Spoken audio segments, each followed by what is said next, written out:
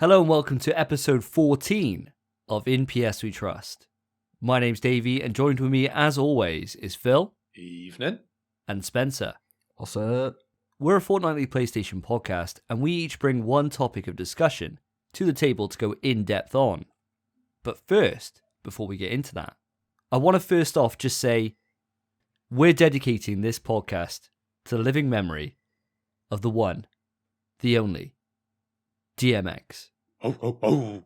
We're recording this on the 9th of April, and unfortunately we heard the news today that DMX has passed away, so our condolences to his family and to all the Rough Riders out there. We gotta represent, and DMX has always been one of those people that when you're feeling low, you just put on X, go and give it to you, and he's gonna give it to you. And now we got nobody to do it to us. So, DMX, this is to you. I'm gonna pour one out on the floor.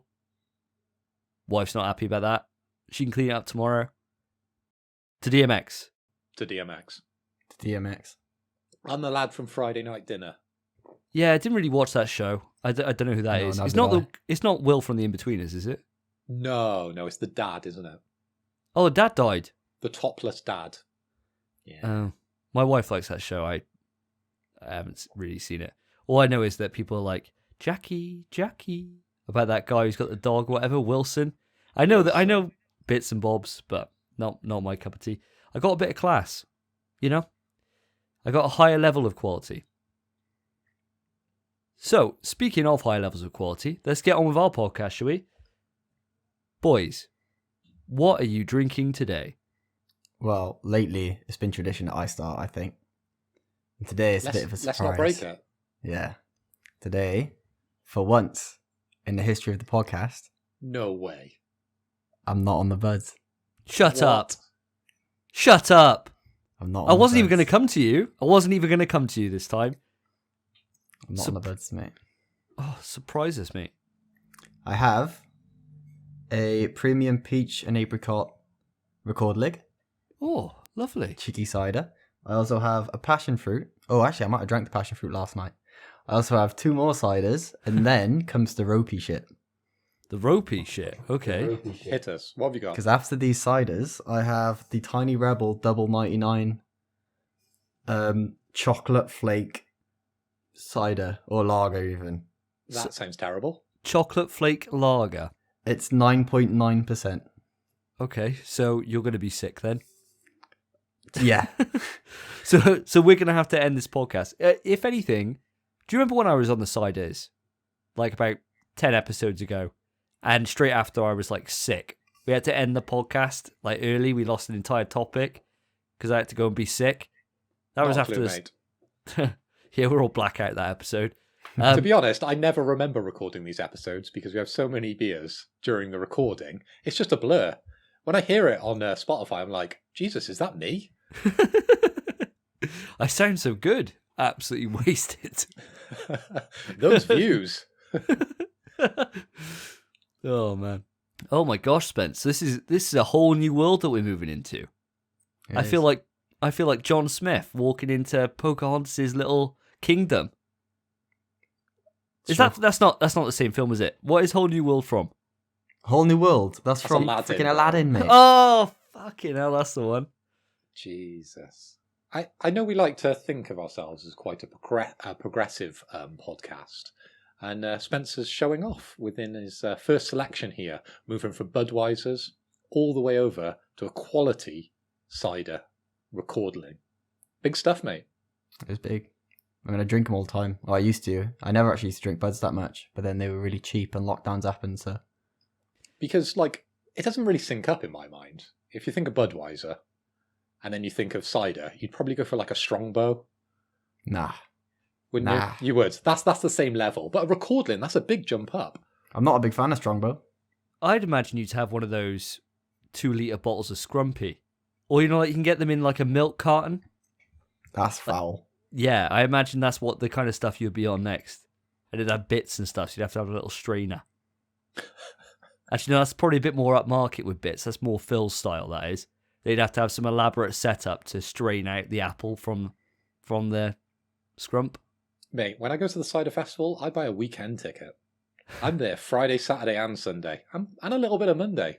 So yes, from time to time I do dip into the cider, but unfortunately the cider festival's been cancelled for the last couple of years due to COVID, and then of course they needed to let the ground recover, a la Glastonbury. Savage. Well, we know that Spencer's on some crazy concoctions today, and obviously he's gone that line that Phil's gone and gone to a Brewdog, but he's taken it to a whole nother level. He's gone to like Super Saiyan Lame because he's got a chocolate flavored lager. So this is Don't just even like chocolate, man. Yeah, what that? This is just. My brother-in-law ungodly. dropped 2 cans round. It was like dispenser on him, and my mum was like, "Oh, he'll drink. Yeah, he'll drink it. Take them, please. Take them. So, what are you on today, Phil? Are you on some of the classics, or are you on something new today? Well, Davey, I've gone for the Asda special, 3 for 6.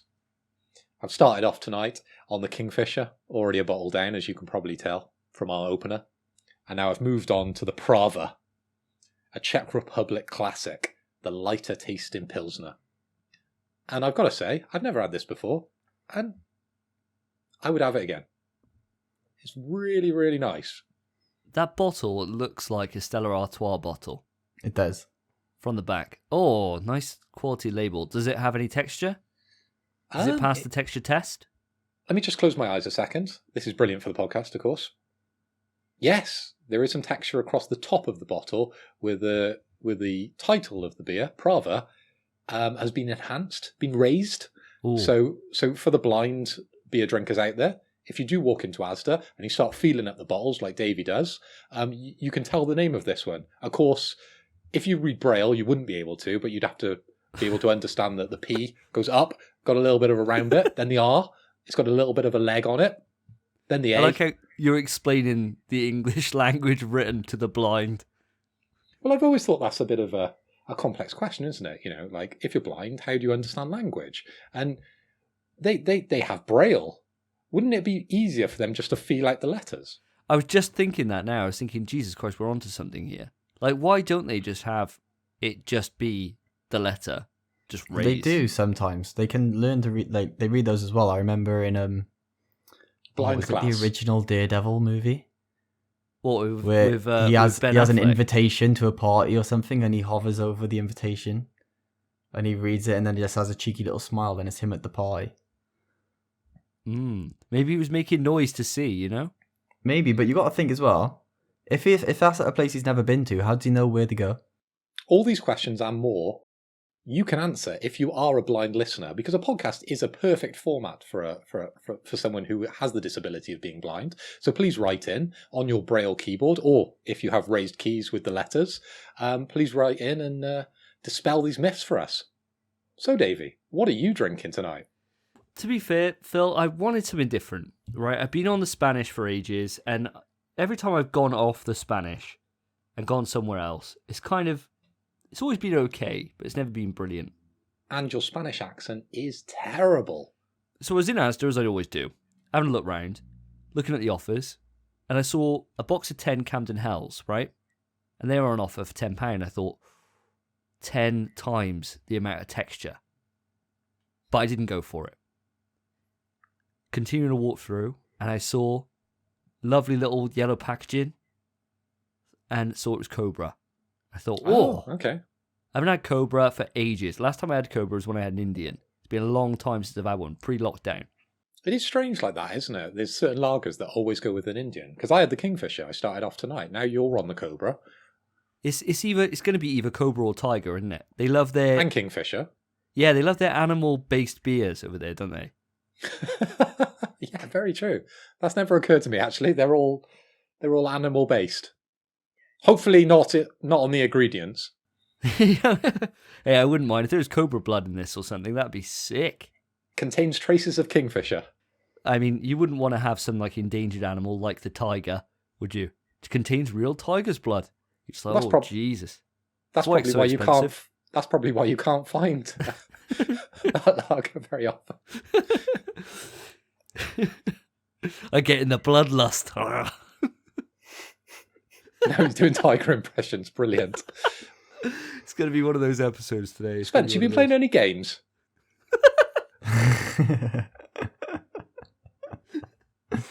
Are we actually swapping like this? Is this how we're doing the podcast? We should. This be clear.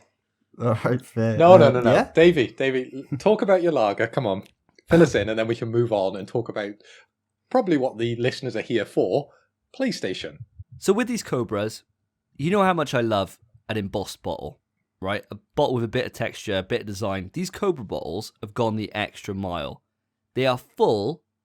The entire thing is a full pattern all round it. What is the pattern?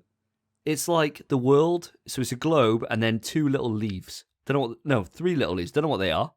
There's loads of shit on here, actually. Looking at it, there's some scales. There's pretty much everything you could think of is on this bottle. I don't know why. It's probably to make sure that they're saying they're a world beer now. So it's not just Indian, it's world beer. So there is a theory out there that if you close off one of your senses, all your other senses are enhanced. So if you close your eyes and feel the bottle, maybe you'll understand what's embossed on the bottle. Right, I'm doing it now. So from what I'm getting from it... What are you picking up? It's the dumbest shit we've ever done on this podcast. So I'm picking up the sweet smell of barley, the rich aroma of an Indian summer, hopes and dreams. And really, I'm just feeling a nice bottle. Feels lovely. Puts Camden Hells to shame. I might have a new contender. Davey, can you just do the accent so we can move on? Yeah, sure. Bloody cobra. Bloody. Bloody cobra. Bloody. Right, well, let's quickly move on from that. Boys, it's been 2 weeks since the last podcast. What have you been playing? Spencer, do you want to kick us off with your own personal takes? So the first game I've been playing, Resident Evil 3. Hello.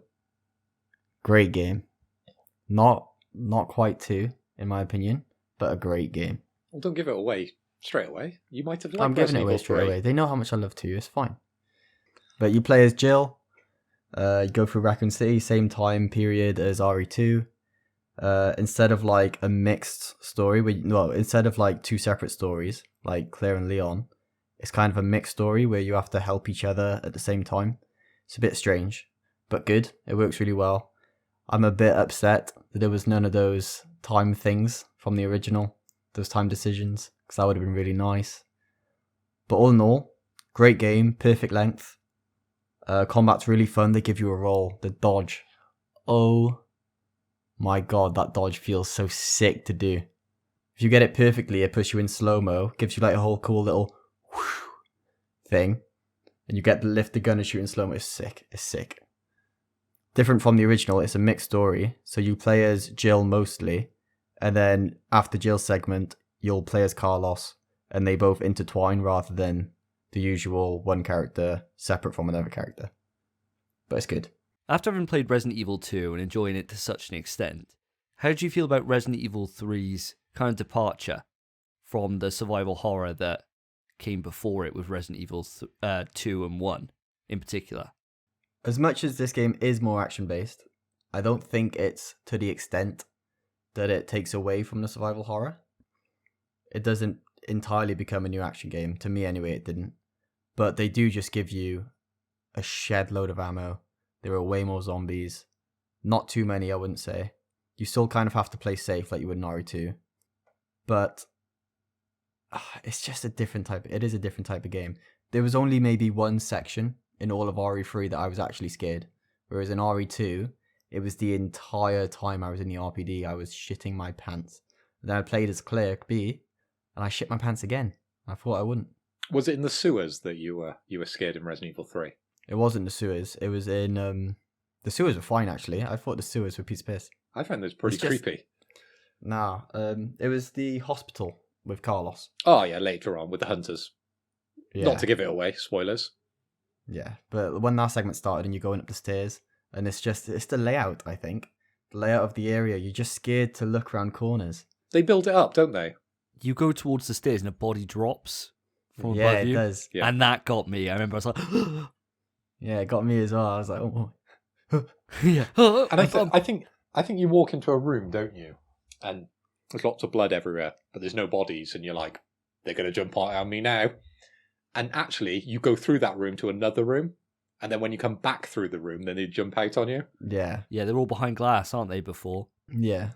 That was way late, actually. I remember there was one zombie banging on the glass, and you progress through the entire hospital, and then you come back, and it's like 30 of them. Or not 30, there's like maybe 12 behind the glass, and you're like, where the fuck did they come from?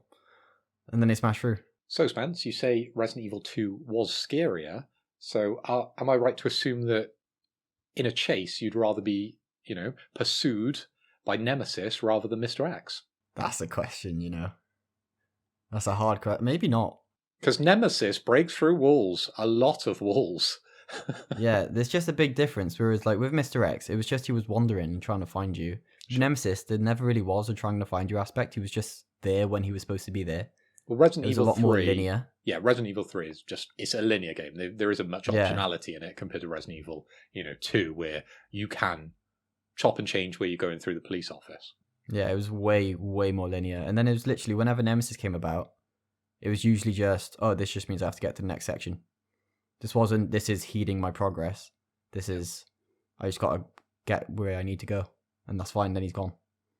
Nemesis didn't feel like much of a threat in RE3 at all. I tell you what, though, it is, without going into too much spoilers here, so very light, the ending of that game is absolutely sensational. It was good. I think.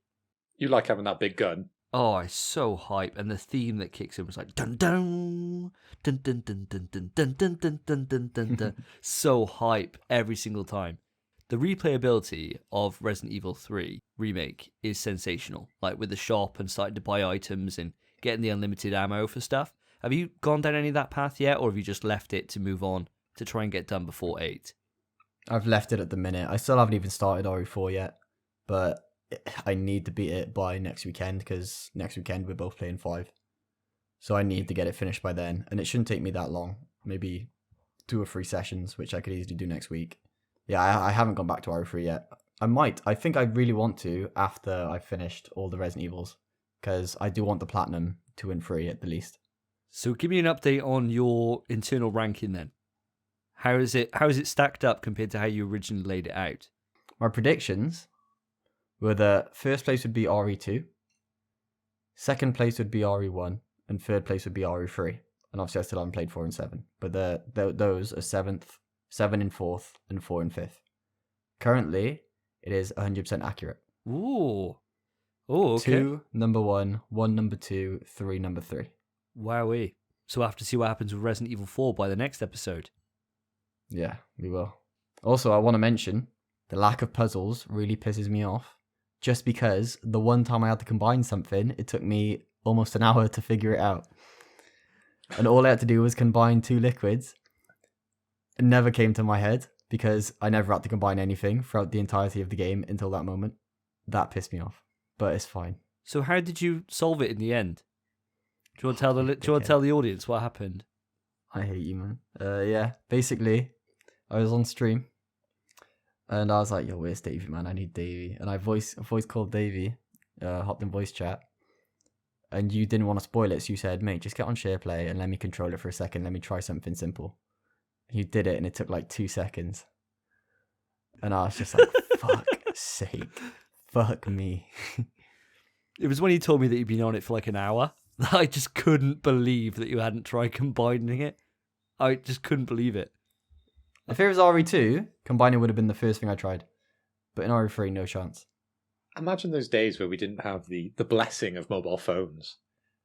And we didn't have the blessing of SharePlay. And we couldn't jump online with our friends. You just had to figure it out, or you had to wait for the next, primer guide to be released, where you could actually figure out how to get past this blocker within a game.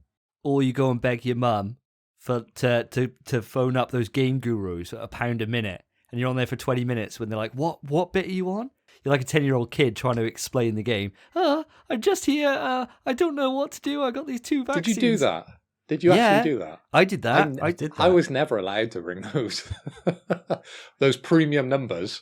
Yeah, my mum was like, yeah, don't be on there for too long. I bet your dad was like, yeah, ring up on those premium numbers. He's looking at the phone bill and he's like, I'm telling you, all those numbers are Matt. Yeah, that'll come in handy. It's like phone him again, son. So, boys, other than that, this game I'm really excited to talk about. The other game I've been playing is It Takes Two. And as you all know, last podcast, me and Davey said we were both playing it. But this time I've been playing it with my girlfriend because she stayed over mine for a while. And I have a little story about this game, and I think it's quite funny. Is it about how I'm still left out? I had no offers after the previous podcast, and my plea to find someone to play It Takes Two with me. 0 applications. I think that's just a reflection of your character, mate. I had more messages about when I commented about Jeff Keighley's trainers. He's got his defenders, mate. You probably have Potato Chief in your mentions as soon as you go after one of the Xbox Elite. Oh, he just loves his wrestling quotes. So Potato Chief, woo! Back to the story. So I was playing It Takes Two with my girlfriend. There was a magnet section where we both have a half a magnet. My character was Cody, her character was May. So my character's magnet had a little C on it. Her character's magnet, being May, had a little M on it. And then when the magnets came together, obviously the magnets are in the shape of a U. I don't know why they decided to put Cody's on the left and May's on the right, because it said come. So I started laughing. I immediately made a little clip of it, and me and Georgia, my girlfriend, watched it maybe 10 times. And if you notice in the clip, you can put this video clip in the description of the podcast, so they get it. That'll be good for your views. Yeah, it would. It's unlisted, to be fair, doesn't matter. But monetize that shit. I made Georgia laugh so hard at this clip that she wet my bed. Oh my god. And that's where the story goes. She pissed in my bed. Is that where we've got to on this podcast? It is. And I had to go downstairs and be like, where's another sheet? Because I didn't know where another sheet was. Mum! I didn't know if it was downstairs. Yeah, basically, Mum. Do you still have the plastic covers on your bed, or did it seep right through? Straight through. Stained for life. Stained for So I had life. to go get another. That's the title of the show. Yeah, stained for life. So I had to go get another sheet, and my mum came upstairs, and she was just like, what happened? And Georgia was just laughing. She couldn't say anything, and she just went, did you wet yourself? And she was laughing, just like, yeah. Oh my god. So that's the story of how It Takes Two made my girlfriend wet the bed. Not only the bed, my bed. How am I going to follow this? I know, I'm thinking that Mate. myself, thinking, fucking hell. Like, Jesus Christ. I thought I had two relatively interesting games to talk about, but I haven't got anyone pissing on my bed in this It's story. fine. I still need to explain It Takes Two. I need to give my review of It Takes Two. So we're aside from that now, the story's happened. Brilliant story. I love the story. I think it's Brilliant jokes. story. And that picture of just come is I'm keeping that on my phone forever. But It Takes Two, aside from that story, phenomenal game. One of the best games I've played in a long time, especially a co-op based game. The story doesn't get a lot better. I like how it ends, but I'm going to rate this game now, and I want you boys to guess what the rating is out of 10. 9. You love it. You seem to love it. Davey? Depends on how bad that story is, because the story was pretty bad. I reckon an 8. I think you always rate things quite highly because Spence goes quite low. What was that trash last week? Marquette? You rated that super high. Shut up, fam. I rated it like 6, and it was good. Yeah, exactly. He'll sit there and he'll say If I'm a loads 2, of good stuff about it for ages, and then be like, it's a 6. If I'm a 2, he's a 6. Then he's saying 9 for this. I'm going for a solid 8.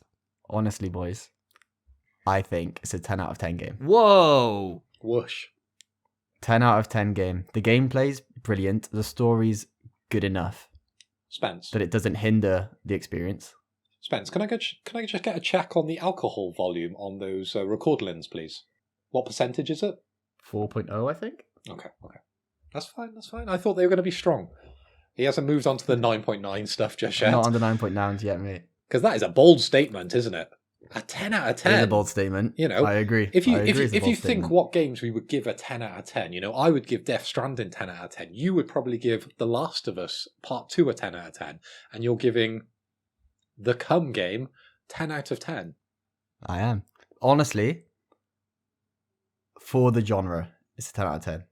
For the experience that the game chooses to give you, it's a 10 out of 10. The co-op, sit down, play with your friend or your partner, it's a 10 out of 10 experience. Story's not great, but it doesn't hinder the experience. Gameplay's phenomenal. There's a new mechanic for every world, and there's loads of worlds, there's loads of mechanics. The mini games are all amazing.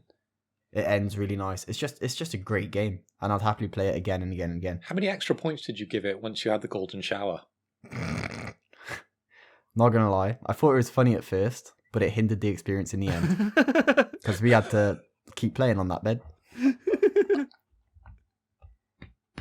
There's only so much that putting a towel on it can do. You know?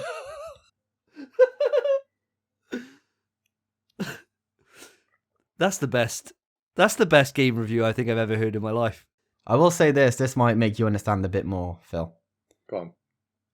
I got the platinum, There is. 10 out of 10. There it is. and so did my girlfriend as well because we played local. So we both got all the trophies.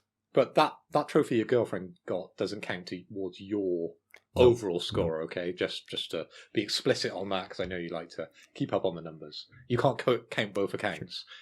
Like, I've got a legitimate reason to count both accounts because I got the British and the American, but you, single account.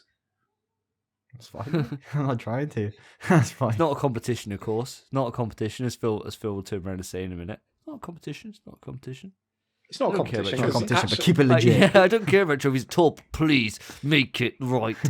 It's not a competition when Davey's winning. He's had a good head start, to be fair. Yeah, and you guguys are catching up. I haven't had a platinum in ages now. Do you know what? I was getting to the point the other day where I was eyeing up My Name is Mayor. And I was like, can I get away with explaining on the podcast that it somehow counts for me? And I was like, I don't think even I could pull that off. So I didn't. I currently have 14 platinums. He's moving on up. He's catching up. It's getting a bit scary. That My Name is Mayor is getting more appealing by the day. So, Phil, what have you been playing? So, boys, as we like to start our segments off, I've been playing a little game called Astro's Playroom. I know this is a game you boys have both played. So this is the 3D platformer that comes pre-installed on your PS5. And yeah, it's a fun game. Felt a lot like Little Big Planet to play. But for me, I read a few reviews. And I think I agree when they say that this is a technical showcase for the DualSense. It really shows off all the different things that you could possibly do with the DualSense. So it has the rumble buttons. It has the microphone where you can blow across. You can swipe up when you're zipping up the back of the monkey. It's impressive stuff. It's nice to see they're using all those different attributes on the DualSense controller in, well, it's hard to say unique ways, because this is the first time I've seen anyone sort of use the DualSense outside of Destruction All-Stars.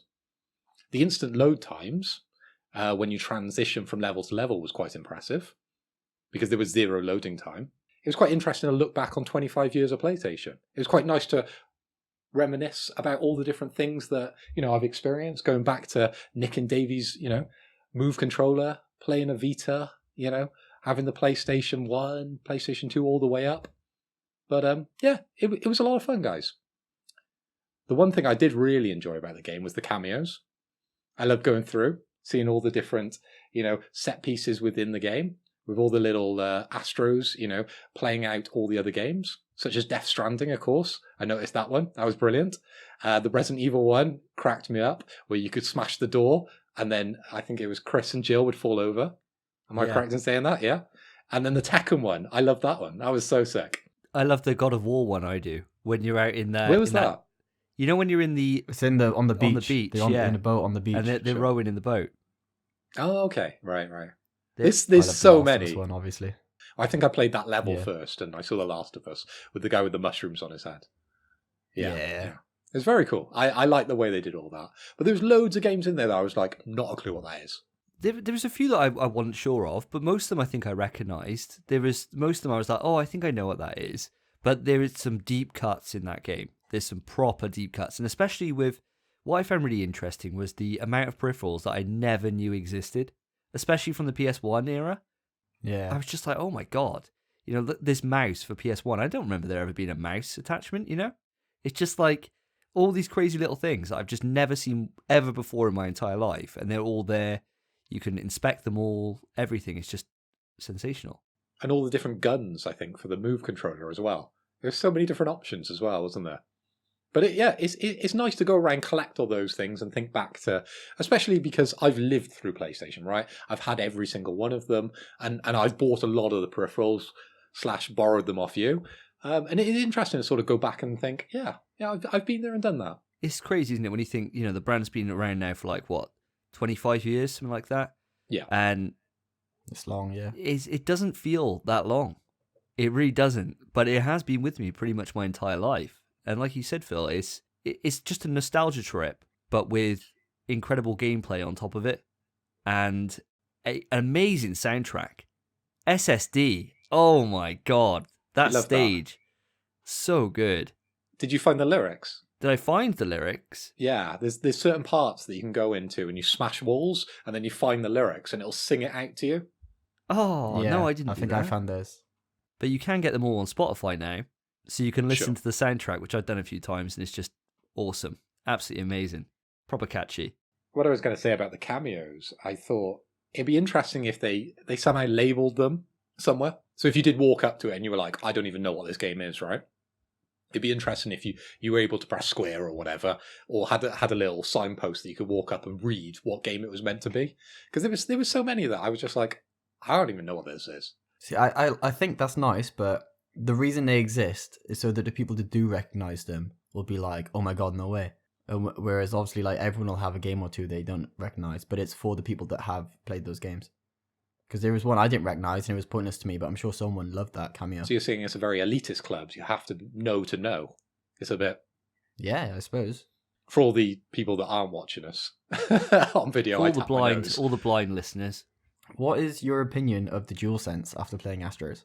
Now that you've played an actual PS5 game, really. I think it takes a lot out of you to play on the DualSense.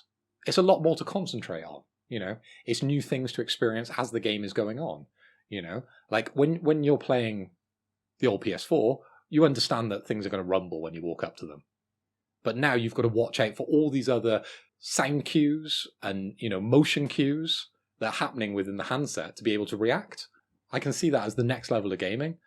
But I don't know if I want it in every single game.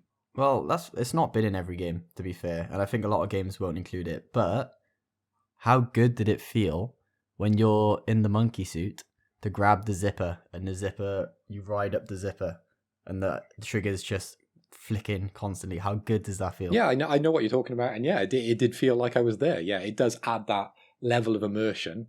But what I'm trying to say is, if I'm playing the next Death Stranding or the next Resident Evil, I'm not sure I want that level of interaction on the handset. I think it just comes down to developers to pick and choose which ones best suit their game and what it adds to it. Overall, any gameplay feature, it's got to be additive, doesn't it? So, on the PS4, and especially on the PS3, with the motion sense that it had in the handsets, you had loads of games where they included these bullshit motion control bits just because it's in the controller. It didn't add anything to the game. Killzone was a prime example of that. Yeah, so, you don't want it just thrown in just for the sake of it being thrown in. But equally, you don't want every experience to be like Astro's Playroom, where every rumble and every shake you feel through your hands, because it is tiring, really. There's a lot to concentrate. There's a lot more to take in. Yeah, it is kind of a sensory overload to a certain extent. I get what you mean. There we go. I think until it's done, again, like it is in Astros, I think I'm going to be pining for it, because to me it just felt so special. I think we're so used to sort of Sony bringing out these cool technologies and not ultimately supporting them. Yeah. So I think I'm pretty safe with what's going to happen with future games, and them not having that kind of level of immersion in every single game. But when it flicks up and they do it in a cool way, I'll welcome it, of course. Yeah, there's out of the games that have come out so far, Spider-Man had adaptive triggers, but it was barely noticeable. It was only when you swing. And Demon Souls had adaptive triggers that I didn't even find out until long after I'd beaten the game. Yeah. when me and Davey were defeating the dragon for no reason. The bow is the only weapon in the whole game that has adaptive triggers, and we didn't even realize until that point. Yeah. It's just not really used very well. It's just not really very, very used. I mean, you get when you respawn and stuff, you get the feel of it rumble all at the pad. That's really nice. But that's about it, really. Nothing I'd like major. if it's used on sort of like a subtle level. Because Astros is pretty much just like, here's the handset, here's the technology, we're going to use it to 11, if you like. Degree, yeah. Yeah, here's a movie reference for Joe. We're going to use it to 11. But I don't want that on every single game. Maybe a 5, maybe a 6, depending on where it's useful. It's fair. So, as we're doing ratings now in this segment, what would you rate it? It's an interesting game, but I ain't going back to it. I don't love it. You know, I'm glad I played it, so maybe a 6, I think. That's crazy. I don't want to get into a fight this early on the podcast. So, what else have you been playing? I've also spent a cheeky hour playing Oddworld Soulstorm. So this is the 2.5D side-scrolling platform game from Oddworld Inhabitants. This is a reimagining of the 1998 Oddworld's Abe's Exodus, which has a Metacritic score of 88 out of 100, so generally well received. So the director, Lauren Lanning, was unhappy with this due to it being rushed out within a year. So this is her new take on that game. And it follows on from the 2014 Oddworld's Nice and Tasty with the Metacritic of 84, which I think that's the game everyone looks back to when they hear the name Abe's or Oddworld. For me, I've really enjoyed the first hour. And my God, those cinematics are awesome. It's a big step up from what I imagine with Oddworld. In like the gameplay department, does it feel exactly like it did for New and Tasty when that was redone? For me, I've only really spent an hour in it, so it's very hard to give you my full opinion on the game. And I'll probably bring this up in the next show. But I think with Oddworld, it's just something we were discussing earlier. I think it's an IP that'll be very challenging for new players to jump on board with. Because for me, it's the modern day Lemmings. You know, I played that game, maybe not when it originally came out, but I played it, on the PC, early days. And now I've played probably all of the Oddworld games before this. And that's probably why I'm so enthusiastic to play this, because this came as part of April's 6th PS Plus offering. And I'm quite surprised you boys haven't jumped on it, but I can kind of understand why if you haven't had those past experiences. I played Abe's Odyssey back in the day on PS1. Sure. And I thought it was okay. I enjoyed it. I think I was a little bit too young for it. And so I found it really, really challenging. It's a puzzle game, yeah. Yeah, and I thought it was fun, but I just generally enjoyed just killing all your little mates or your muddikins, I like just putting them in traps and killing them, and that's what I enjoyed doing, and that's kind of the whole point of the wrong way to play the game, because you're supposed to save them. That's all people used to do in Lemmings, wasn't it? They would come up with the craziest way to kill the lemmings, and it's exactly that with Oddworld. Yeah, and so when they did New and Tasty, I bought it and I thought, yeah, I'm going to really enjoy this. I'm going to play it. And to be fair, I didn't get more than about an hour in it. I just stopped playing. I don't know what it was. I don't know what was out at the time that kind of took my attention away. But I just never stuck with it. And so I wasn't overly excited to see Abe return. He doesn't really mean an awful lot to me as a character. So it doesn't have the same kind of nostalgia level as it does for you. And for a lot of people, I mean, Lauren Lanning, he's done an amazing work with the series and been a shepherd for it the whole way through, and they got a great relationship with Sony. But yeah, for me as a fan for PlayStation, it's just not my cup of tea. See, I could see Abe turning up in PlayStation All Stars 2. He's that kind of definitely iconic character for PlayStation for me, anyway. Oh, I think most fans would agree with you on that. I think he's definitely one of the faces of the PS1 for sure. For sure, definitely. Certainly better than getting Fat Princess. I was going to say Fat Princess. Some of the characters they chose in that original game, Jesus Christ, weren't great, were they? But yeah, as I was saying, I'm only an hour in, so I think I'll leave my full review till the next episode 15 for Oddworld Soulstorm. Well, I've only been playing one thing on my own, guys, and you can all guess where we are. Every single one of these episodes, I'm going to be talking about a Resident Evil because that's what I'm covering at the moment. So I just finished Resident Evil 4, and it was good. It was really, really good. I don't know if you guys have got any questions before I just go off on one on this game, but you got anything you want to ask me? Are you going to spoil anything? No. Okay. Did you enjoy jumping out of windows over and over and over again? I did. I did. Loved it. I loved pushing down ladders. I loved Leon, help! Every 5 minutes. I've got more notes on this game than any other Resident Evil game that I've covered so far for my YouTube. I got more notes than anything else. And as much as I enjoy the game, without spoiling anything, it's going to be quite difficult to talk. So I'll speak in very broad strokes. With Resident Evil 4, it goes for a different way to evoke tension. It goes for a numbers route rather than a choice-based route. So what I mean by that is, in Resident Evil 1 and 2 in particular, Code Veronica is the same. Your tension comes from the fact that you don't know if you've got the right kit with you, don't know if you've got the right resources, and it's your management and your self-doubt which kind of evokes this level of tension as you go forward. In Resident Evil 4, they don't care about any of that, because you get rewarded for killing enemies, because you get gold and you get ammo from doing it. A bit like 5 then. Bit exactly like 5. The difference is that they try and evoke tension by chucking a shitload of enemies at you in one time, and it's your kind of your control of space. And that's it, really. And for the most part, it doesn't work. It doesn't work. There's no tension in that game at all, except for a couple of key segments. And when those work, because of the enemy design that you face, it's sensational. But don't you care about rescuing the president's daughter? Oh, Ashley's fine. Like, I don't think she's I remember her being extremely annoying. That's not what you said when I joined your stream. I was on that one part where you got to really shepherd her, and it was doing my head in. But she wasn't too bad, to be fair. Overall, the game does quite a good split of leaving you go on your own and leaving you with Ashley, and it's not too bad. And it's the most varied gameplay wise out of every single Resident Evil, and probably in the entire series. You do everything in that game. You're going through minecarts. You're running from giant statues. It's crazy, right? It's so over the top. It's actually insane. Is it the best Resident Evil, like a lot of people say?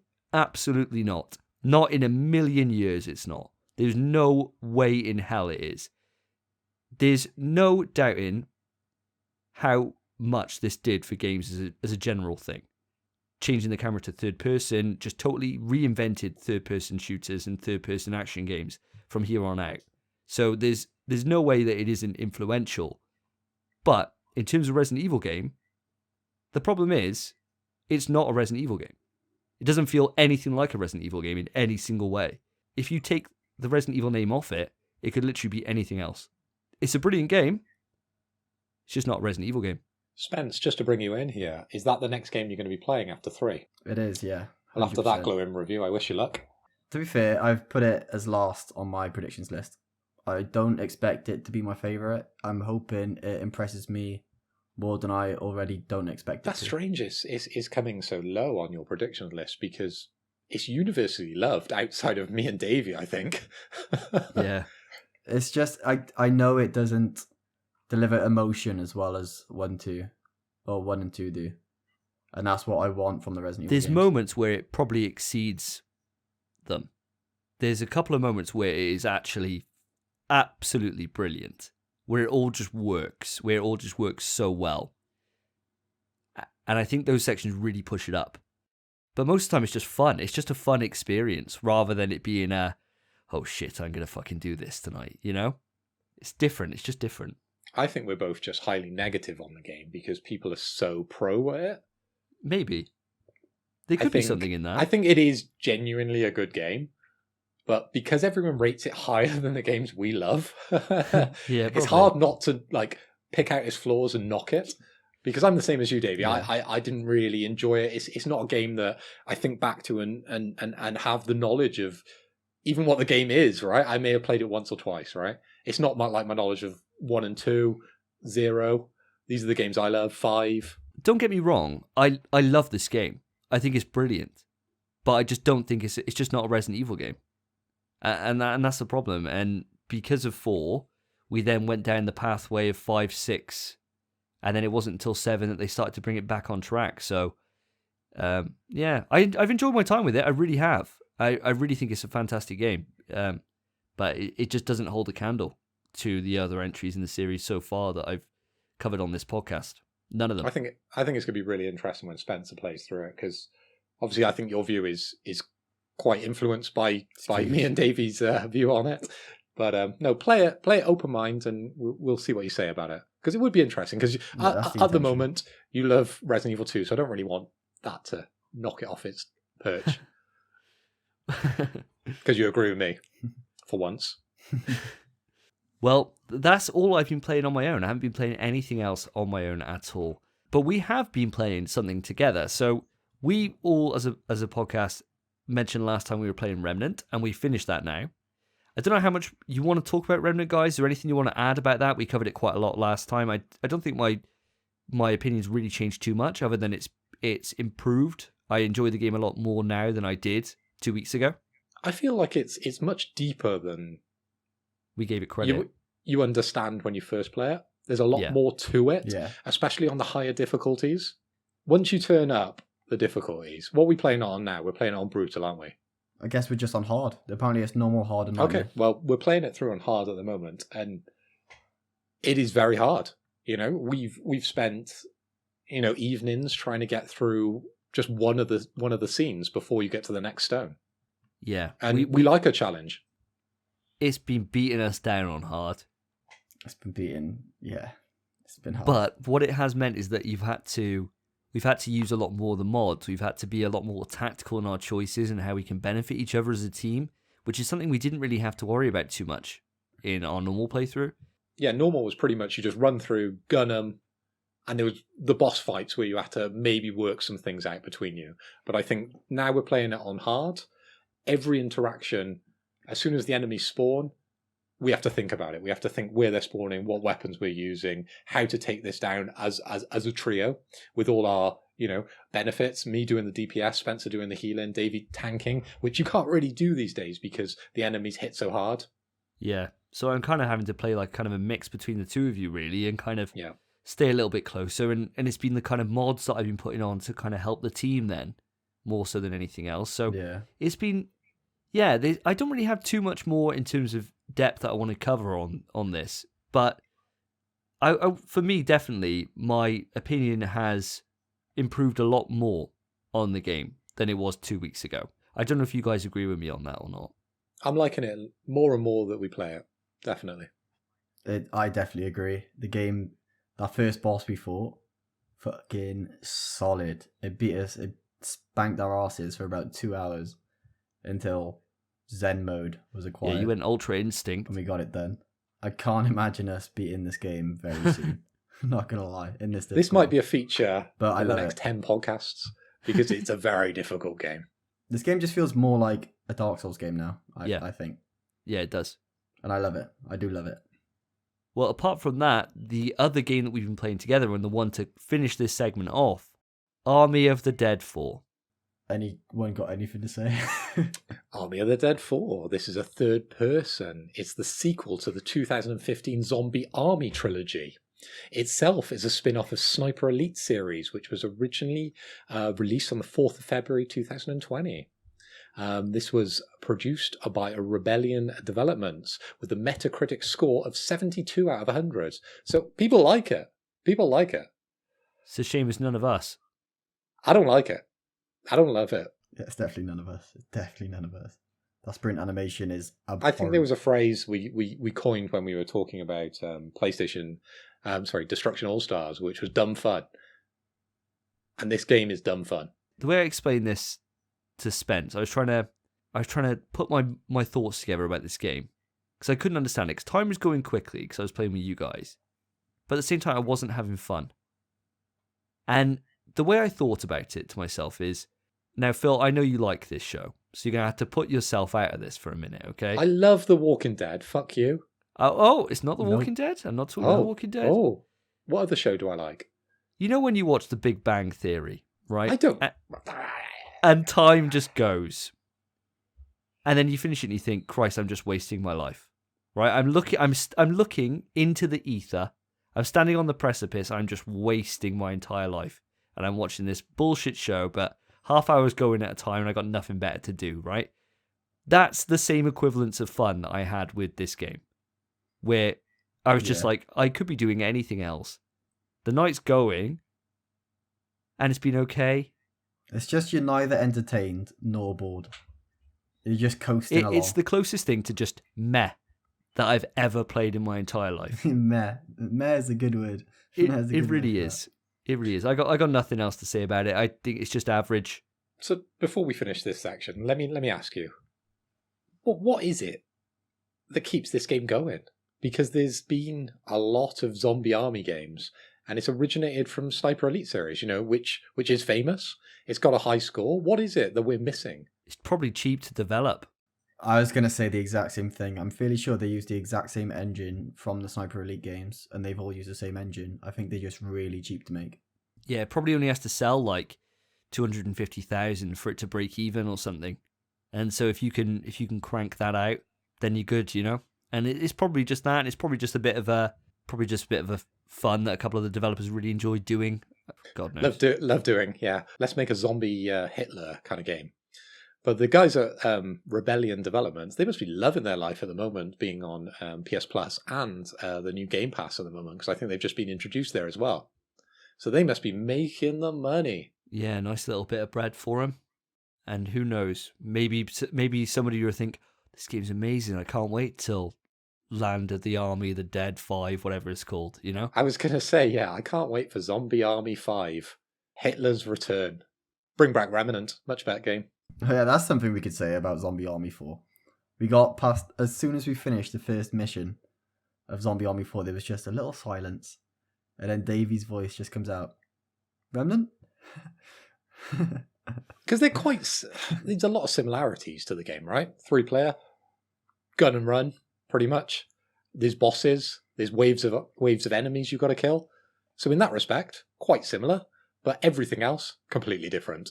Yeah, all I can really say is the sprint animation is horrible, because throwing the sprint's bad anyway. The camera just goes up your arse. Hey-o! I don't know why. Your character takes up half the screen. I don't get it. If they just left the camera where it was when you sprint, it'd actually just feel way nicer, but they don't. Plus it's L1 to slide. What a terrible input. I hear you, Spence. I mean, I got nothing really to say on this game, to be honest. I really don't. It's just not fun. So before we dive into our main topics of discussion, we really enjoyed how quick news went last episode. So we're going to try and follow in the same footsteps. However, there are some things that we will expand on in the news before we get into the topics. So it won't be quite as quick as last time, but still pretty quick for us. So first off, I want to give an update on last episode. So last episode we discussed how there was the rumour going around, as reported by The Gamer, about the stores that were closing for PSP, PS Vita and PS3. And it was all kind of unsubstantiated at the time. It was just a rumour. However, it has now been announced and it is happening. So all the stores for the PSP, PS Vita, PS3 are going to be closing in July.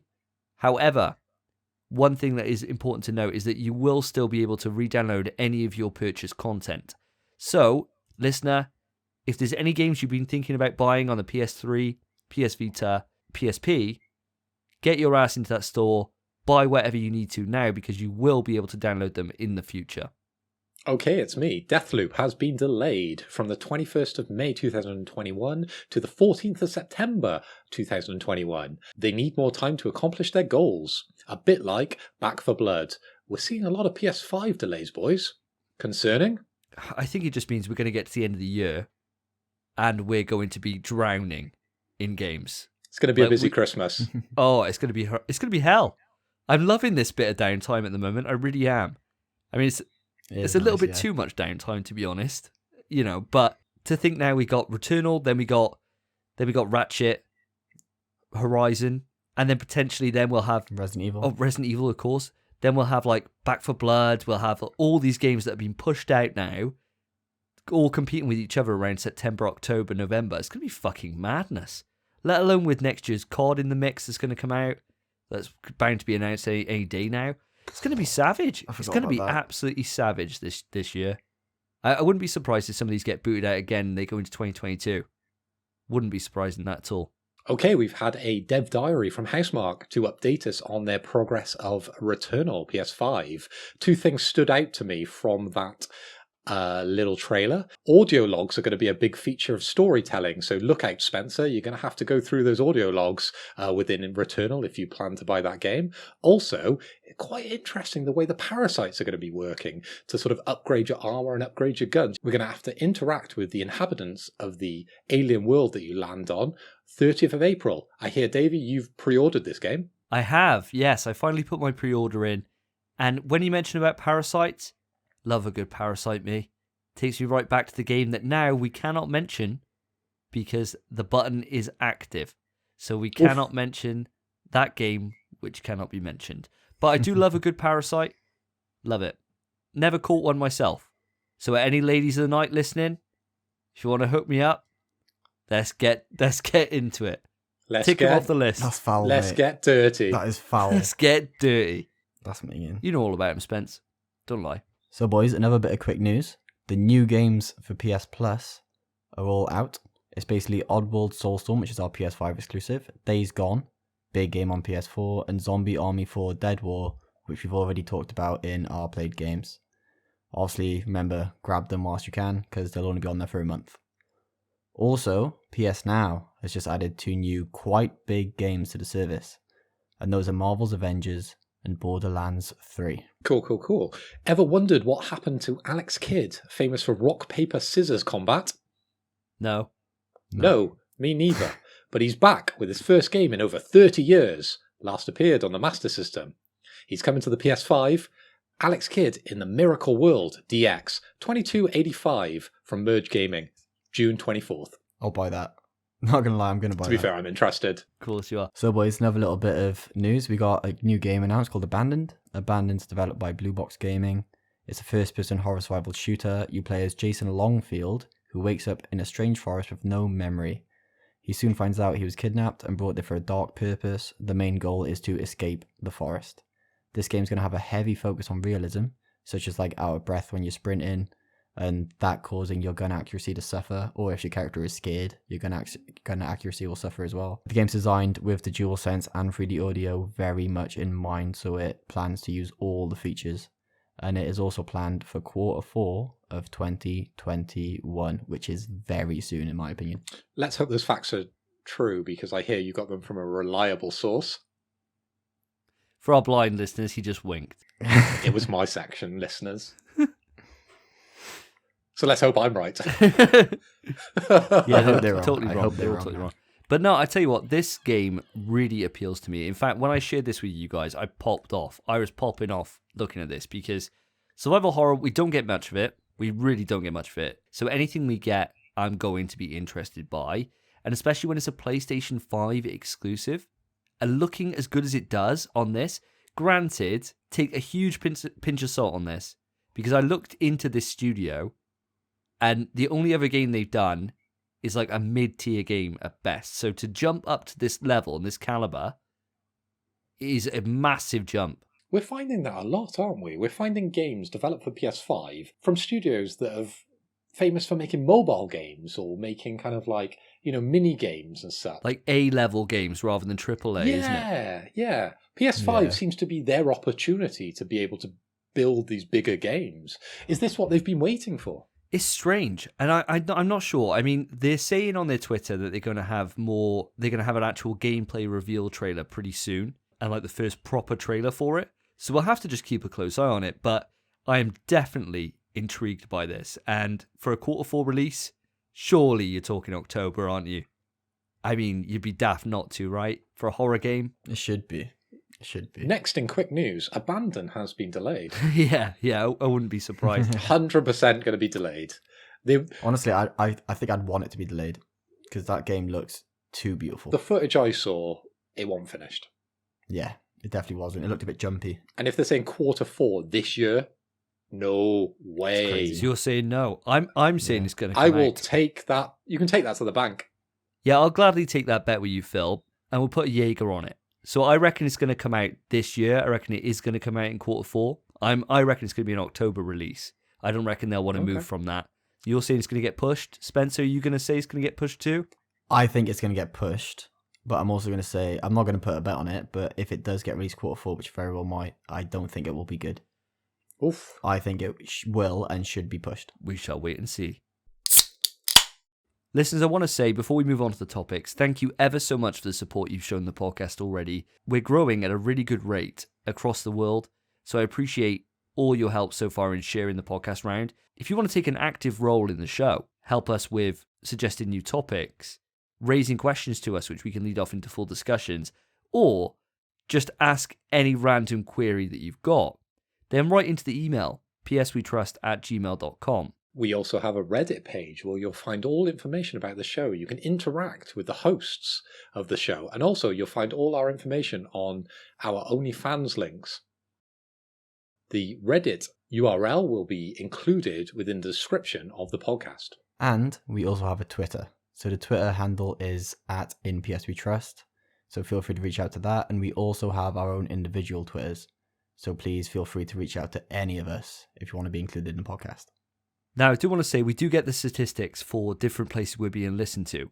And obviously, it's no surprise, the UK is our biggest country that we're listened to. I mean, that's where we're all from. It makes pretty much perfect sense. Thanks, Mum. But outside of that, the US is bringing it up strong with 22% of the overall listenership.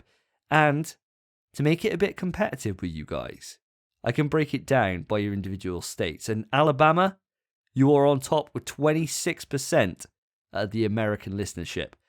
Big up, Alabama. Washington, you aren't far behind at 15%. So, haul some ass. Let's see if Alabama can stay on top next episode. Big up Alabama one time. It's the whitest thing I've ever heard in my life. Okay, my section of this week, boys, is all relating to PS Now. So PS Now is the cloud gaming subscription from Sony Interactive Entertainment. Apparently, this was launched back in 2014, March 7th, where the games like The Last of Us, God of War Ascension was available to be able to play on the Bravia HD TVs. Who played those? This service has now evolved. It encompasses PS2, PS3 and PS4 titles to be able to stream on PS4s, PS5s and PCs. It costs $8.99 a month and you can get a free trial, 7 days. I'm thinking of doing it, considering the new titles that are launched with Marvel's Avengers. Unfortunately, there's no PS5 games on PS Now, but you can play with your DualShock 4 on your PC. There's more than 700 games, 700 PlayStation games to choose from on your PC. So I know this is very similar to the offering on Xbox, which is, of course, the Game Pass.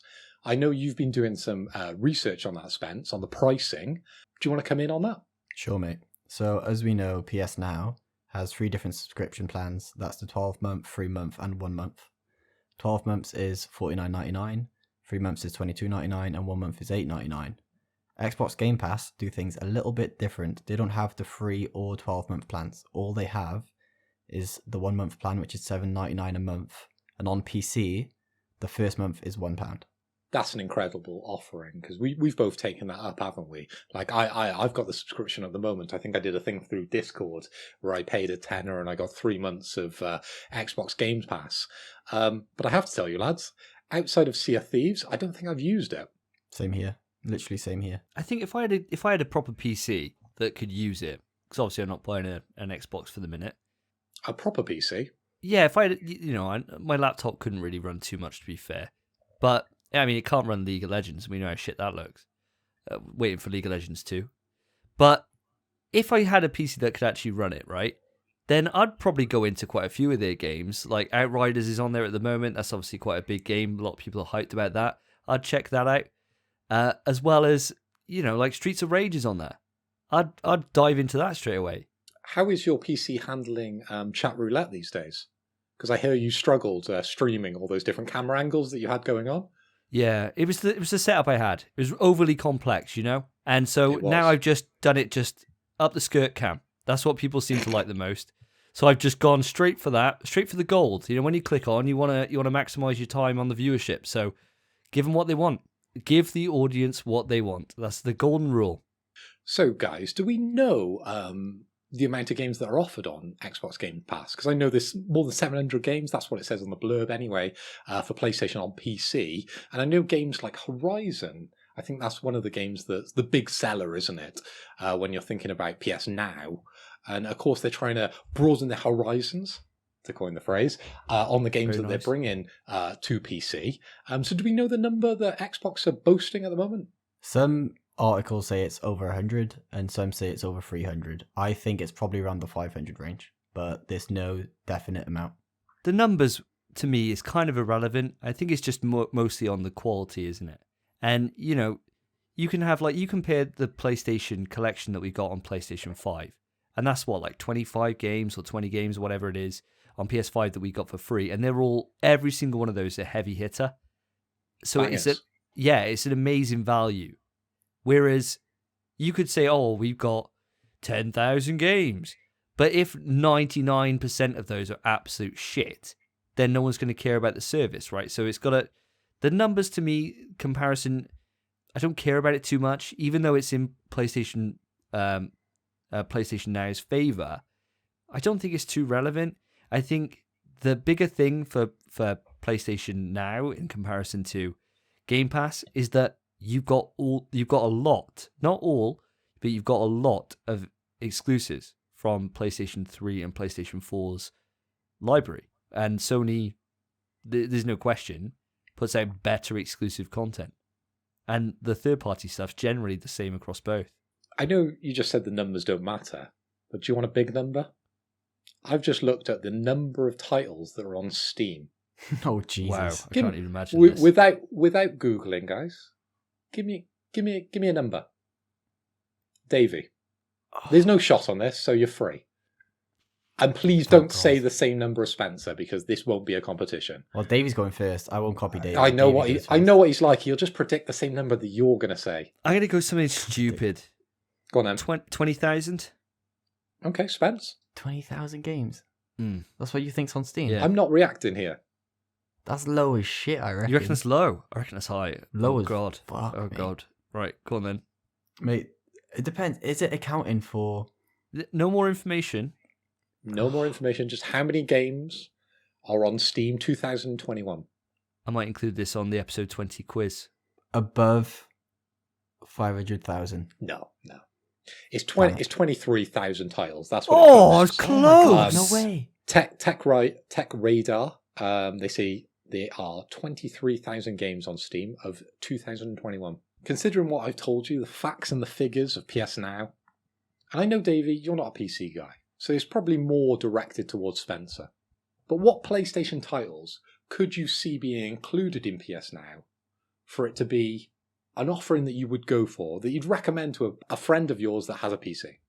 The only thing that would make it worthwhile Does it need to be the God of for Wars? PC players, it's not even God of Wars, just exclusives. It just has to be an exclusive or a few exclusives, even if they're years past the launch. As long as there's an exclusive on there, it's worth it, because you could beat a game in a few days. And if there's, say, 8 exclusives on that platform, by a month, you could slam them all out.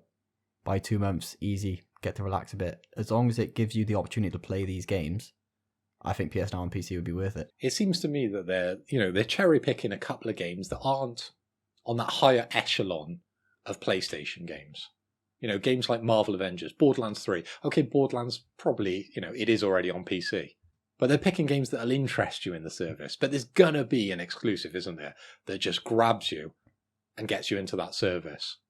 Davey, do you have any thoughts on this? I got PlayStation Now in a sale in the summer of last year.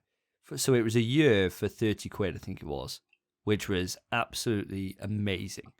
And for that £30, I've played Hollow Knight on there, which obviously, of course, since has come to PlayStation Plus. I've played Control, which has now come to PlayStation Plus months later. I've played a Tomb Raider game on there. Funnily enough, that's also come to PlayStation Plus later, actually. A lot of them do end up coming to PlayStation Plus later, I'm not going to lie. But in terms of the scope of games that are there and series that are there, if I wanted to go back and play like some of the older, oh Jesus, I was just about to hit the button. Oh, that was a close evade. If I was to play some of the games from a series that I really enjoy that are on PlayStation 3, they're on there. To be fair, you're still on your first Cobra, so a shot of Jaeger probably will bring you up to the same level as me and Spence tonight. Fuck it, let's hit the button. I'll be the first one to hit the button. Is that still your first drink? No, I'm 4 beers down. I was. It hasn't seemed that way, mate. It's just because the bottles look the same. They're all just Cobra bottles, Phil. They're in the same place. They're all in the same place. And the Cobra's been facing the screen as well. If you've got a friend that on a night out, you say, "How many beers did you have last night?" "Mate, I had 20. I was wasted." This is the equivalent. I could go get them, but for our blind listeners, I won't put them through it. Okay, so instead, I'm going to be the first person on this podcast to willingly push the Resident Evil button.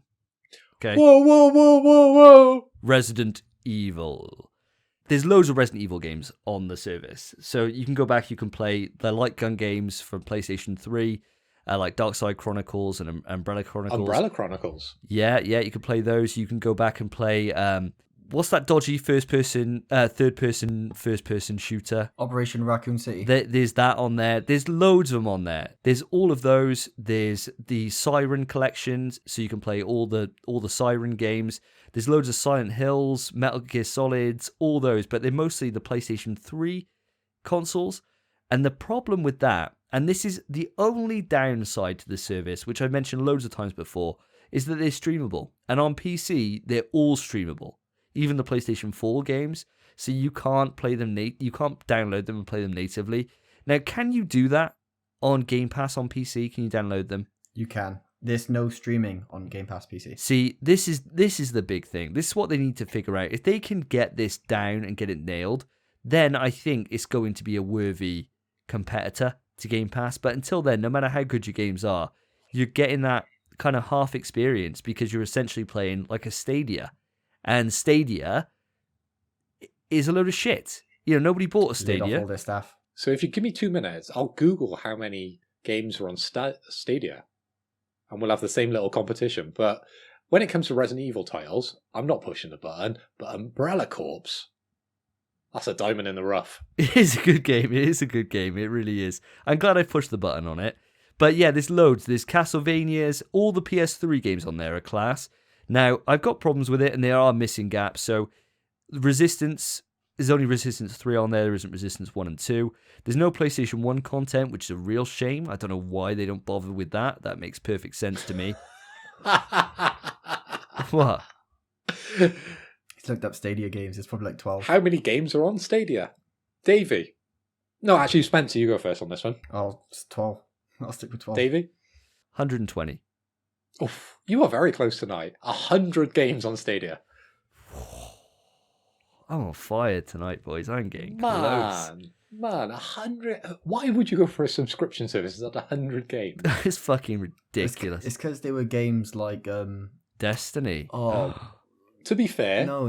To be fair. Red Dead. I know I mentioned that I had a subscription service on a previous podcast where people could come along, rent my retro games.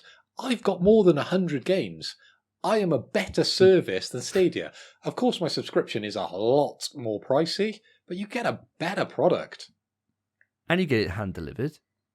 No, they have to come to Bristol. They come to you to collect the game. Yeah.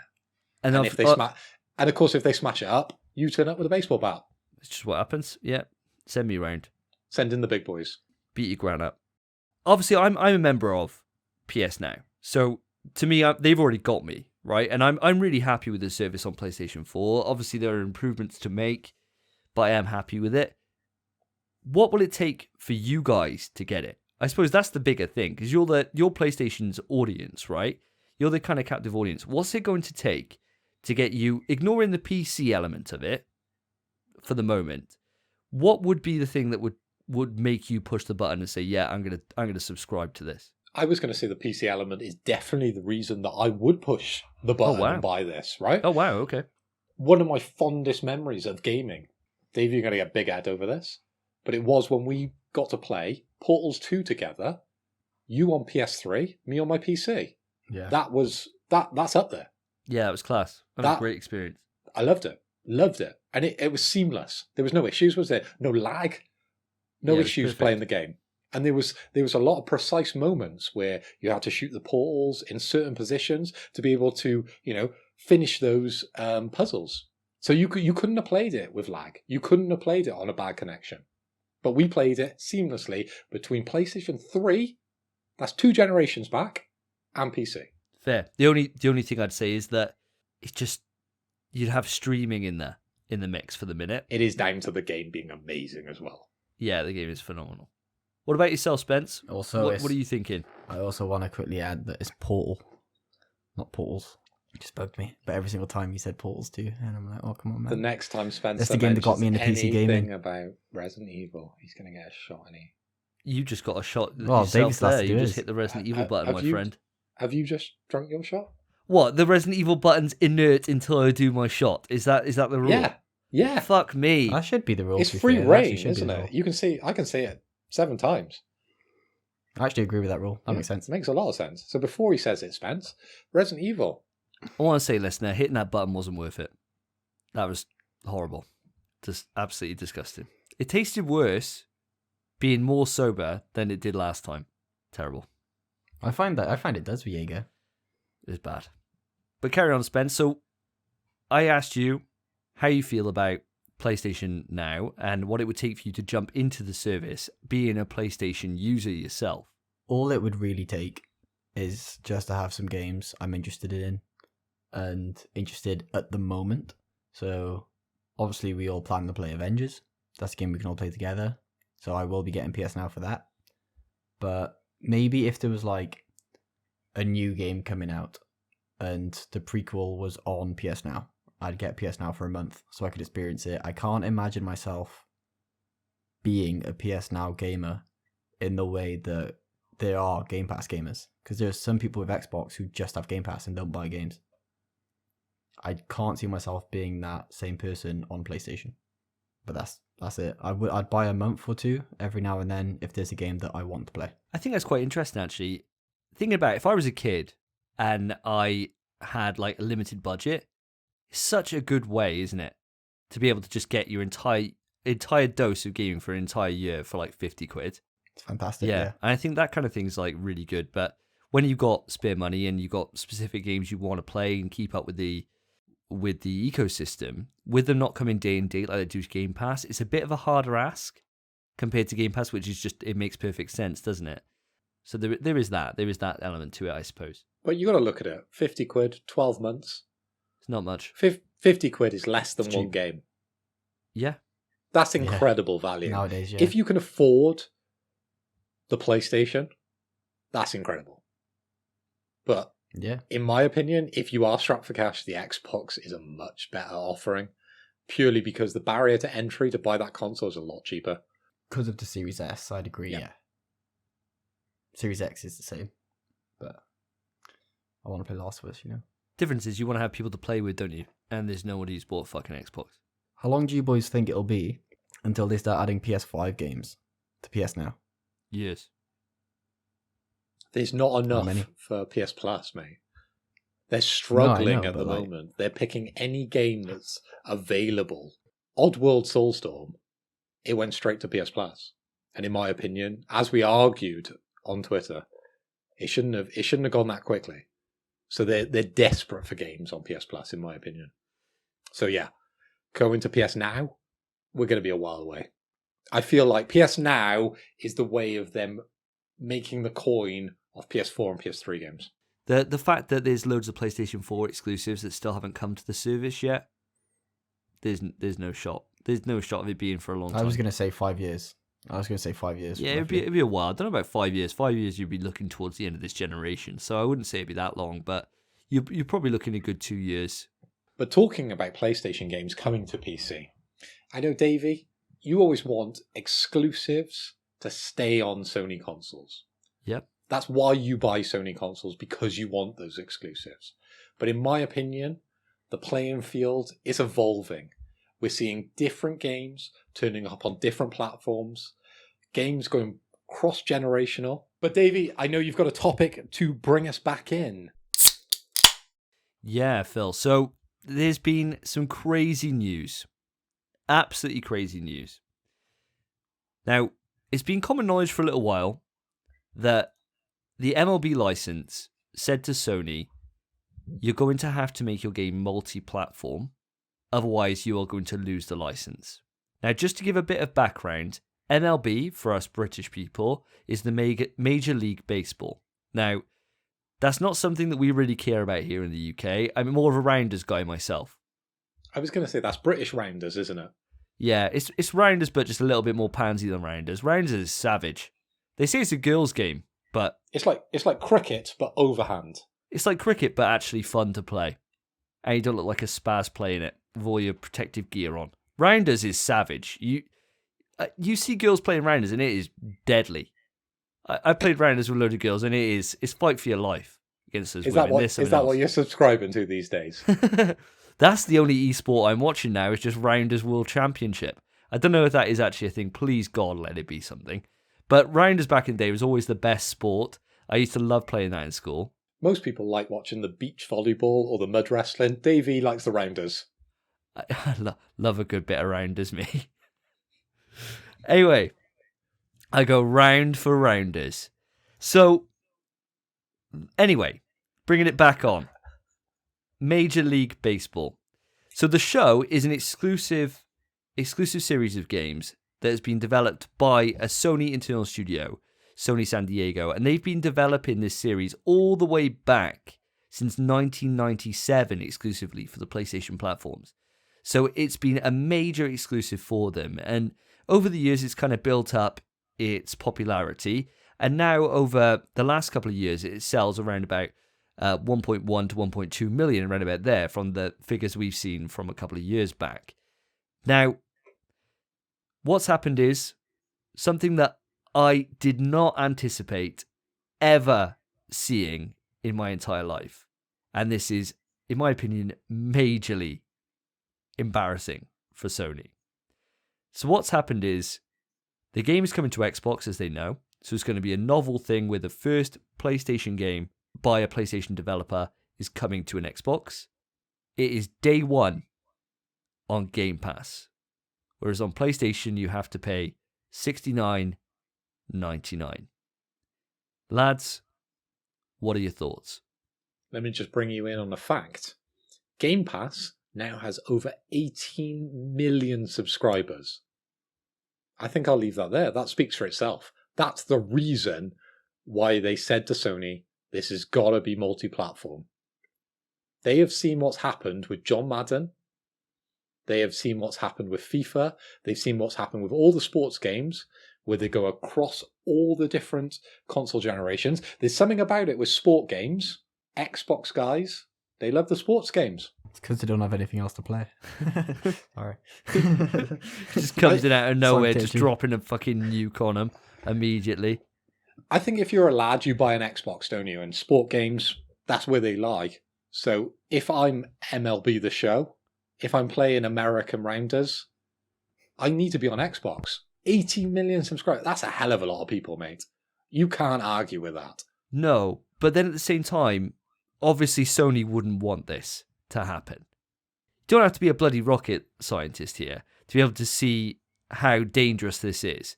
Because as an optic, you know then immediately, well, I can get it for free on this platform, whereas here, I got to pay 70 quid for it. That's dangerous. This is what we've been talking about on previous shows, where you launch multi-platform and you have the offering of paying a more expensive price. I know it's on PlayStation. I know it's the original console, which it's meant to be, which is the more expensive price, which is the lesser offering, really, isn't it?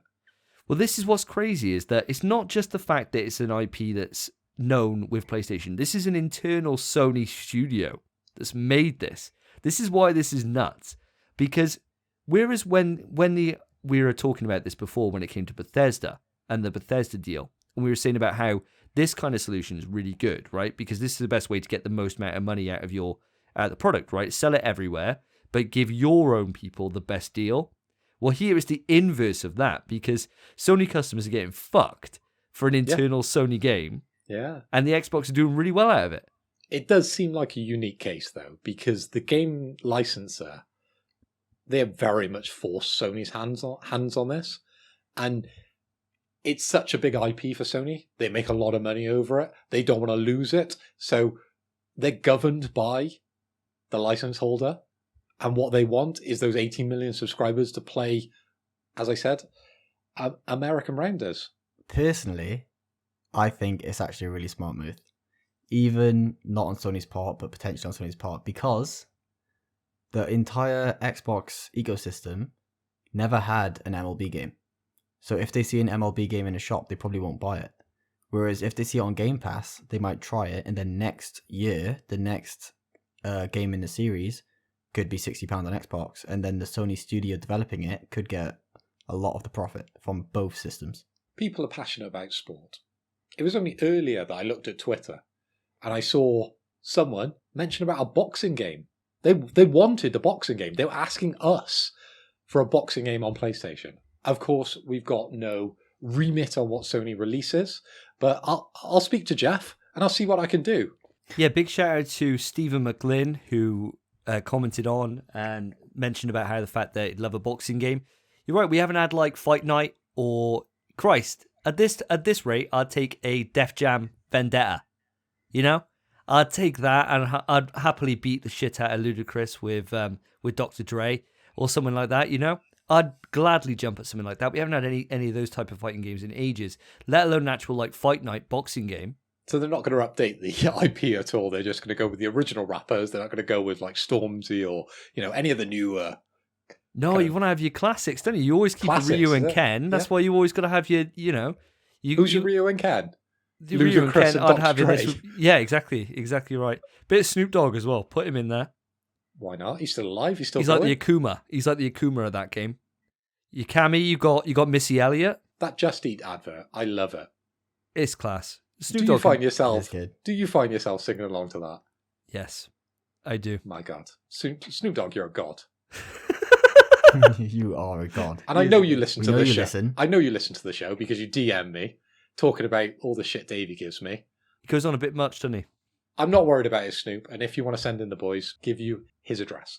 Now, as I said, optically, this is horrendous for PlayStation because they're getting the shit end of the deal here.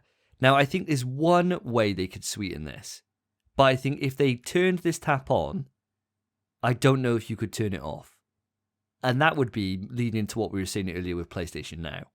They could launch this day and date on PlayStation Now as well, so that it's free for PlayStation Now, or they could just give it as the PlayStation Plus game for that month.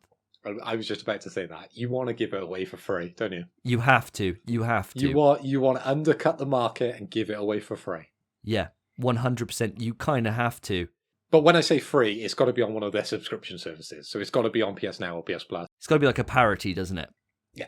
I completely disagree, not gonna lie. Really? Why? I actually disagree with both of you this time.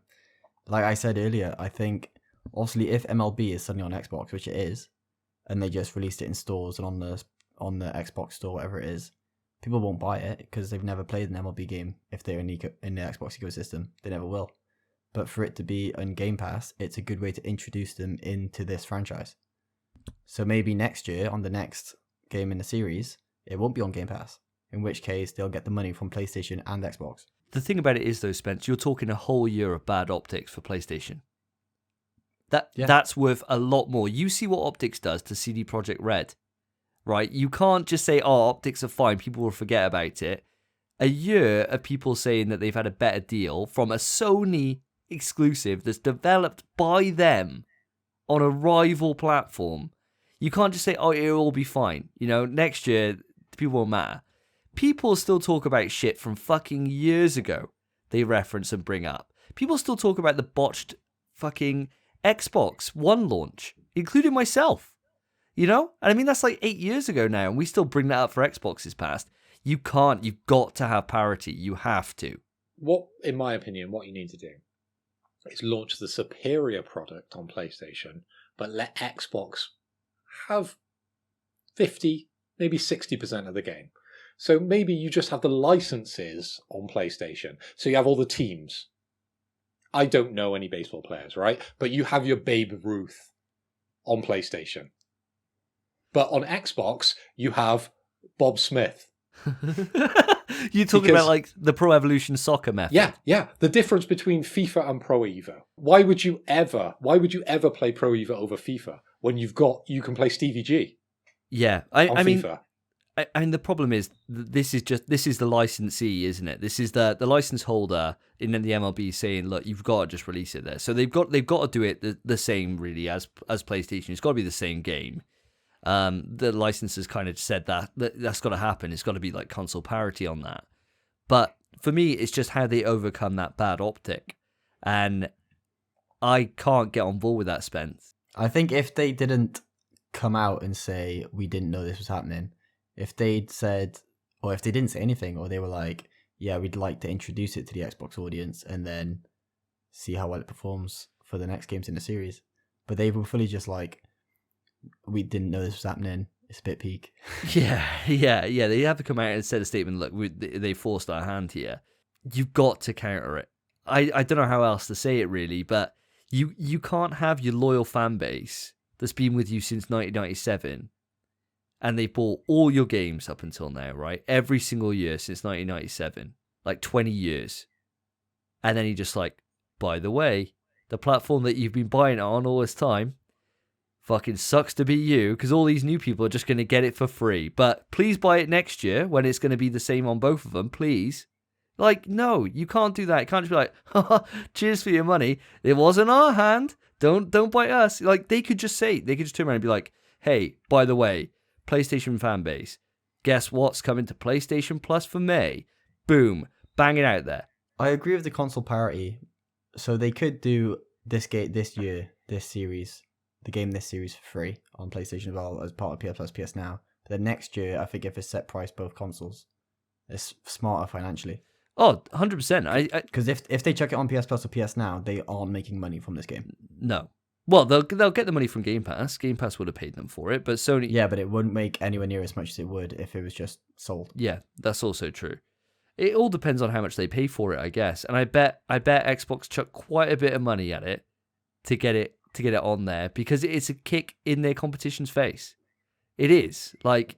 It is, yeah. So it is that optics game. So they probably paid quite a bit to get it on there. And MLB obviously had the end point on all this, don't they? So they were probably, the Xbox said, oh, well, here's an absolute fuck ton of cash. And they were like, oh, thank you, we'll take that. Sony are like, no! And they're just walking away with their millions of pounds, you know? But ultimately, it is only the American markets, isn't it? Yeah. You know, no one in the UK is going to, or Europe is overly going to be bothered about this. I know baseball is big in kind of the Japan East. And stuff like that, isn't it? Yeah, and America, but ultimately Europe, I think it's a safe haven for this. This ain't going to matter to them. Another thing as well is obviously this is a Sony like internal studio. They could have just taken the Xbox money and been like, safe, Xbox, we'll chuck this into Uncharted 5 or a remake of a different game. So if it's Sony internal, does that money have to stay with that studio, or can Sony use it elsewhere? No, Sony could just use it forever, right? It just goes into the head office accounts and then dispersed there, depending on what budgets different studios get, isn't it? It's not and like it doesn't necessarily need to go into gaming, does it? No, it could go into any division, can't it? Sony really? Entertainment is Sony, like. But they could take that money from Xbox and just think, cheers, Xbox, we'll make a better first-party game now. It's not going to be that much money where it's going to make a difference, I don't think. Sony, no. You know, they put enough into their games to be able to make whatever they want. It's the talent on offer that's the problem, isn't it? When you look at fucking Little Big Planet Studio just whacking out dreams. Waste of time, innit? Aye. So we don't really have any solution on this topic, guys. We literally were kind of all at a bit of an impasse here. Me and Phil kind of agreeing on the fact that they have to go for a bit of parity and have to have either some kind of either PlayStation Now or PS Plus release and get it so that it's at least equal to the Xbox. Spence, you're saying just fucking ride or die, ride it out, it'll be fine in a year. But from what you're saying, we're quite big in America these days. We have a lot of listeners out in the States. So if you are an MLB fan, the show, you like the baseball, please email in or tweet us or go on the Reddit page. Comment what you feel about this situation. We really want to know. And we'll bring it up on a future episode. So, boys, for my topic, It's an article about a remake of The Last of Us 1 by Jason Schreier from Bloomberg, but the article I found was on IGN. So some of the highlights of the article are as follows. After passing on the idea of a remake of the first Uncharted game, Naughty Dog settled on a remake of 2013's The Last of Us. After The Last of Us 2 was completed, Sony moved multiple Naughty Dog developers into the T1X project, and the remake effectively became a Naughty Dog project. As part of the same report, Bloomberg also says that Sony Ben pitched a sequel to Days Gone after the game's release in 2019, but was rejected. Sony then apparently moved Ben developers onto 2 Naughty Dog projects, a multiplayer game, which is presumably the standalone Last of Us multiplayer game, which is dog shit, and a new Uncharted project, which has also been rumoured recently. Some Ben staff reportedly left as a result of having their autonomy taken away. Leadership allegedly complained to Sony and asked to be moved off of the Uncharted development. Sony Ben is now apparently working on a new original game, but it's not clear if this is Days Gone 2, a brand new game, or a return to another back catalogue game. There had been many rumours about a new Sony team in San Diego, led by Mumbauer, with many assuming that it was working on a new Uncharted game after it said it was developing in an existing franchise. However, it seems that they were referring to The Last of Us. Sorry if I butchered Mumbauer, by the way. Don't know if you listen, mate. What do you boys think of this? Davey, you can go first. So there's loads to unpack in this, absolutely loads. So the first thing that kind of jumped out to me originally was around Sony Bend. So Sony Bend, for those that don't know, are a studio that originally had their come up in working on the PSP God of War games. So with Blades of Chaos and those kind of ilk. And they were great games, you know, absolutely fantastic, no problem at all with those games. And then, of course, they came over to do a load of projects which really didn't come off the ground very well. And they kind of were going back and forth on different ideas for quite a long time until they decided on Days Gone. And now, with Days Gone, that had, by all accounts, a really troubled development cycle. And it switched engines quite a few times before they decided to do it on Unreal, which is strange for PlayStation. Because normally, with PlayStation exclusive, they're running on their own internal engines. So you look at Guerrilla, where they're running on Decima, same with Death Stranding, which Phil loves. All the Naughty Dog games are running on their own XDev engines, which are all built in-house, right? And that's how they get the most out of the hardware. But with Sony Bend, they decided, no, we're going to go down the Unreal route, and then went with Unreal 4. And unfortunately, they had a really rough launch period. So when they launched, the game wasn't working very well. It was horrendously buggy. And Sony PR sent the review codes out to reviewers in different outlets, and the newest patch wasn't applied, the day one patch. So what it meant was when the reviewers played the game hardly run. And so reviewers gave it really bad scores, and it was at like a 65 on Metacritic for a long time. It's probably been bumped up since, actually. But regardless, it didn't have a great critical reception, but the public really came onto that game's side, and they really supported it. And it went on to sell really, really well. Now, what Jason Schreier has uncovered in that article about how Sony shot down a Days Gone 2, originally, when I first read that, my mind went in kind of 2 separate ways. So the first thing is, Sony Bend took a goddamn long time to do Days Gone. They took forever.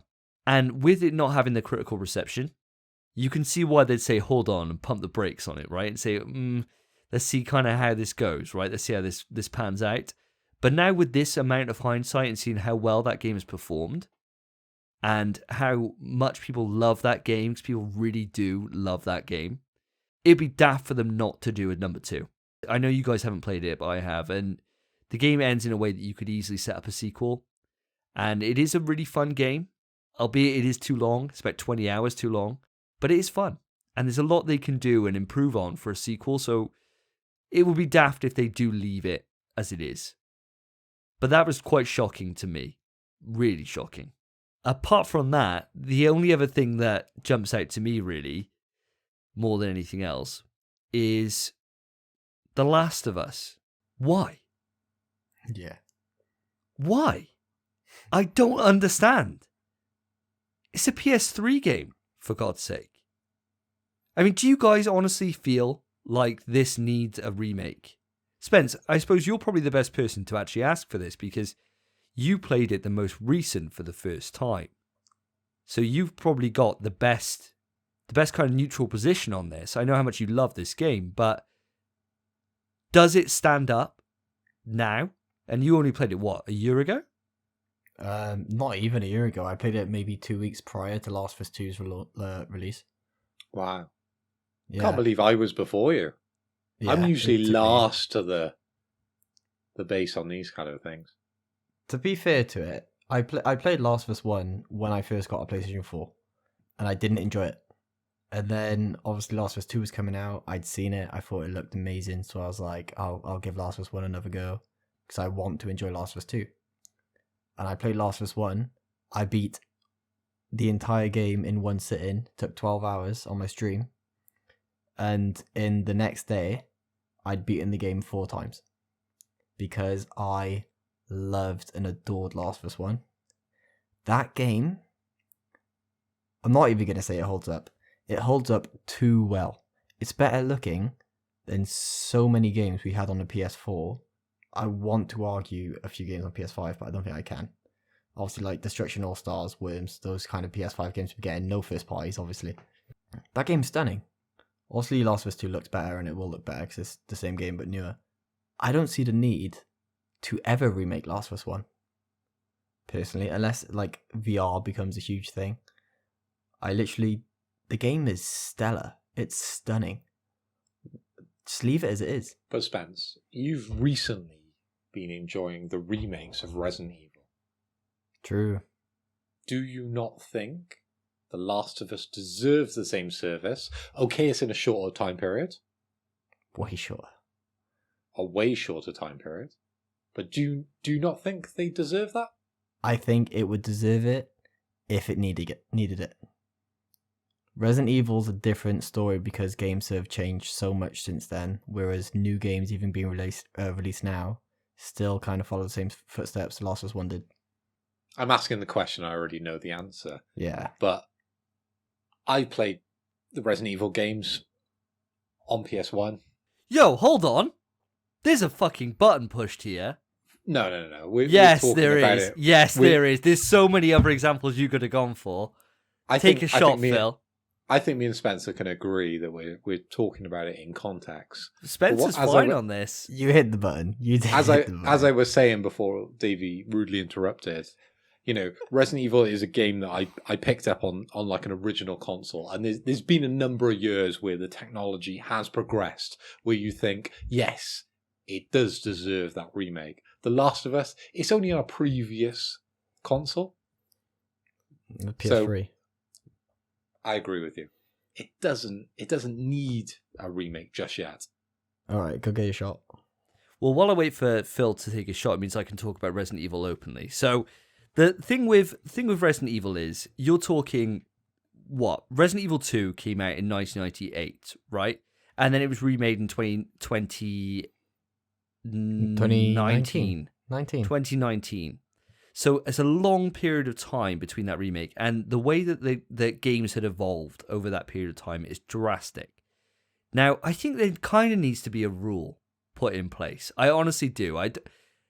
Like PS2 games, I think is the limit where you can do a full remake, because PS2 games you've got then in there, you've got like Shadow of the Colossus, right? That's been remade now that was remade on PS4.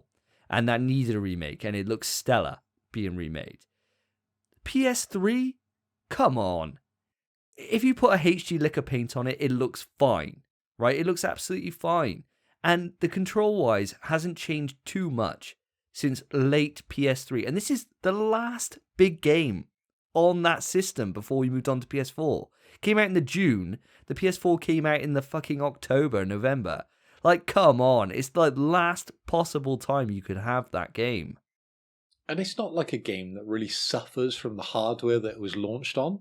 No. If it came out and we were like, oh, we really want the haptic triggers. We really want, the microphone. Or we really want something PS5 can like bring to the table. Then understandably, you might want to remake it. But it just doesn't need it, in my opinion. No. And I think it's quite interesting what you're seeing with like the link to the HBO movie. But let's be real, right? Let's put our hands on the fucking table here, right? Anybody who will have wanted to have played The Last of Us will have played it by now. Realistically. Like, a remake, what's it going to get? It's going to get all the people that have bought the games before back into it, and they can slightly tell the story in a unique way. Why? That story is one of, if not the best stories in video gaming. What can you possibly improve on it? Unless, of course, they're going to follow more of the TV version of the game, as opposed to the video game version of the game.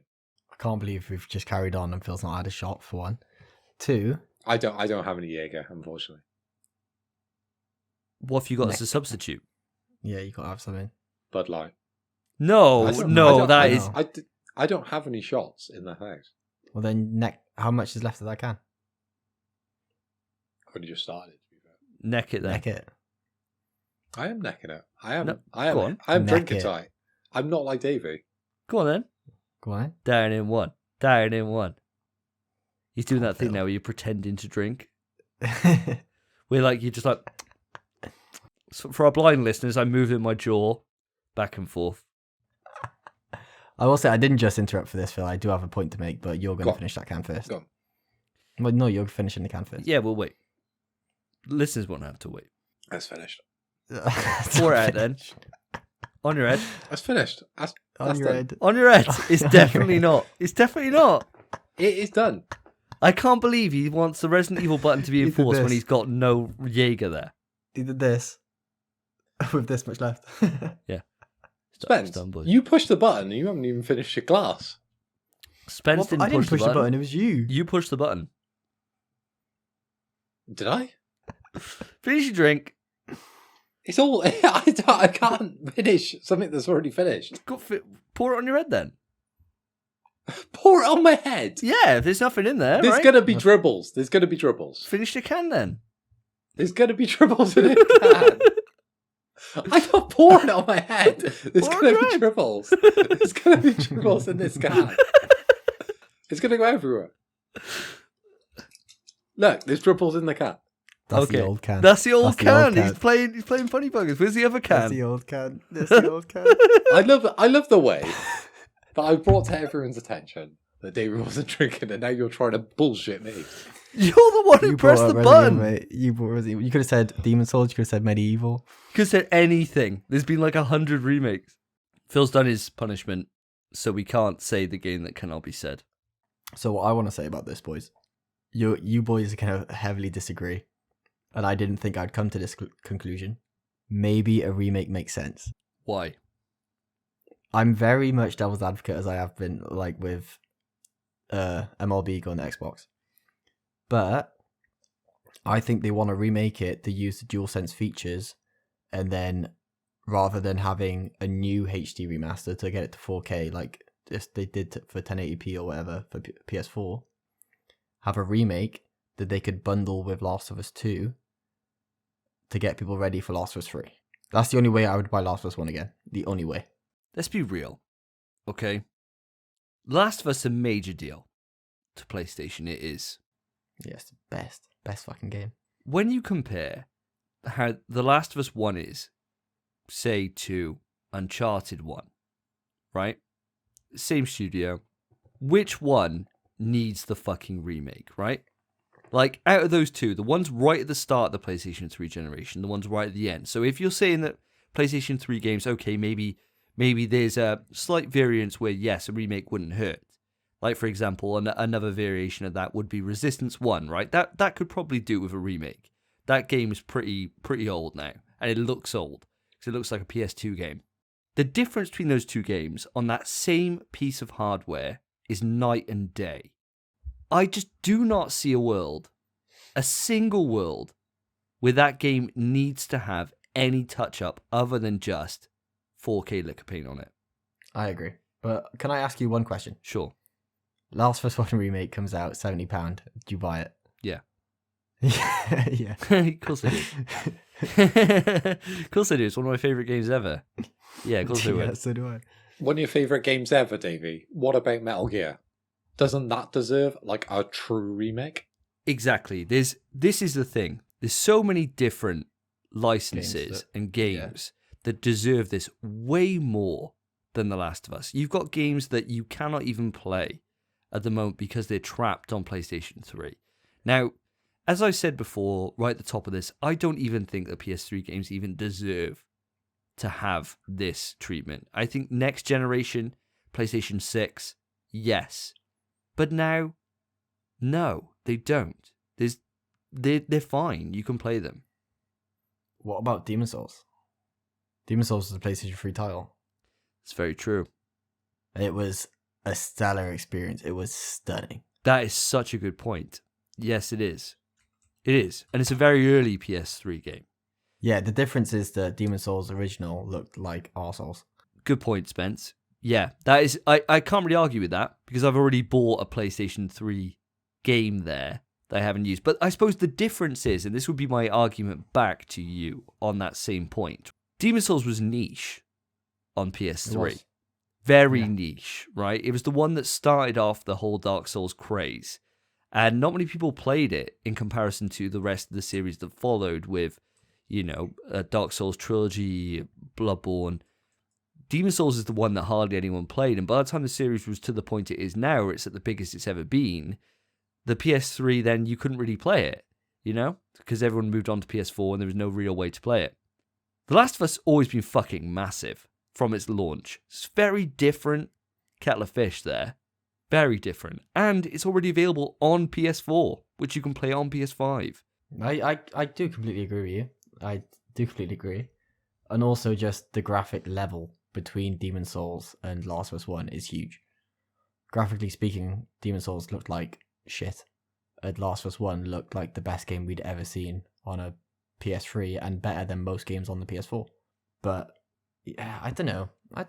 I understand the remake happening because obviously I think it would lead into Last of Us 3. It's free money. It is free money. I'd buy it 100%. I'd buy the collector's edition, mate. Yeah, I think all three of us on this podcast would. And even though I don't agree with it, and I think if they do it, it's a fucking total waste of resource. It's easy print, isn't it? It is easy print. I'll tell you what. If this would make it sick, if they gave it the Blue Point to remake it, and Naughty Dog worked on Last of Us 3, that'd be the sickest thing to ever happen in the world. Like Phil said, I'd much prefer you put someone like Blue Point or someone like that on Metal Gear or on Silent Hill or on Legacy of Kain. Something that is so old that needs that remake. Like, as much as Metal Gear Solid 1 is my favorite game of all time, it's not a great game to play now. Metal Gear's open now, isn't it? Because Kojima's moved on. So it needs a studio to move in that's renowned for upscaling those games. One thing I do want your guys' opinion on, I know I kind of had a bit of a monologue right at the start of this. Do you have any interest in Days Gone and a Days Gone 2 if Studio Ben did that, or would you want them to move on to something different? Because you both have got access to that game now with the PlayStation Plus collection, and with it being free on PlayStation Plus if you only had a PS4. So there's loads of ways for the market to be able to play that game now for free. Any interest at all, lads? I haven't played it yet, so I literally can't have interest in a sequel. I am interested in playing the original, but I know it stays longer than it needs to, and that's the kind of game I don't like. But Last of Us 2 did the same thing, and that was the only downside. I still love the game. I'm going to check it out eventually, and maybe then I will have some interest. But at the moment, no. There's no interest in a sequel whatsoever. Yeah, you're right. It's come up a couple of times now, hasn't it? On PlayStation Plus. I've got options to play this game, but do I really want to play another zombie game? Like, I'm looking at my PlayStation. How many zombie games are there? And why bother when you got Land of the Dead 4? It's different every time you say it. I don't know what it's fucking called. Exactly. It's the most generic name ever, isn't it? Why bother when we've got the free PS Plus game, Zombie Dead Apocalypse, Hitler's Revenge 48? Like, that is a classic zombie game, isn't it? That's the one we all want to play. That's the one that Last of Us It's just dying a death, isn't it? It is. There's a game we can't mention, and we all love that. You've got to be pretty good to beat that standard. Yeah. And Days Gone Days Gone is not dragging me towards it. It's very Walking Dead, I must admit, right? It is very Walking Dead. It feels more Walking Dead than the game that shall not be named. It really is. It's as if they've looked at Daryl and thought, do you know what? Let's make a game about Daryl that's not The Walking Dead, but it totally is The Walking Dead. Yeah, it is. It is. It really is. And I tell you what, it is a fun game. Like, I would encourage you guys to check it out. But from what we've been saying, guys, it all seems like we're all pretty much in agreement with this. There's no real need to remake Last of Us 1.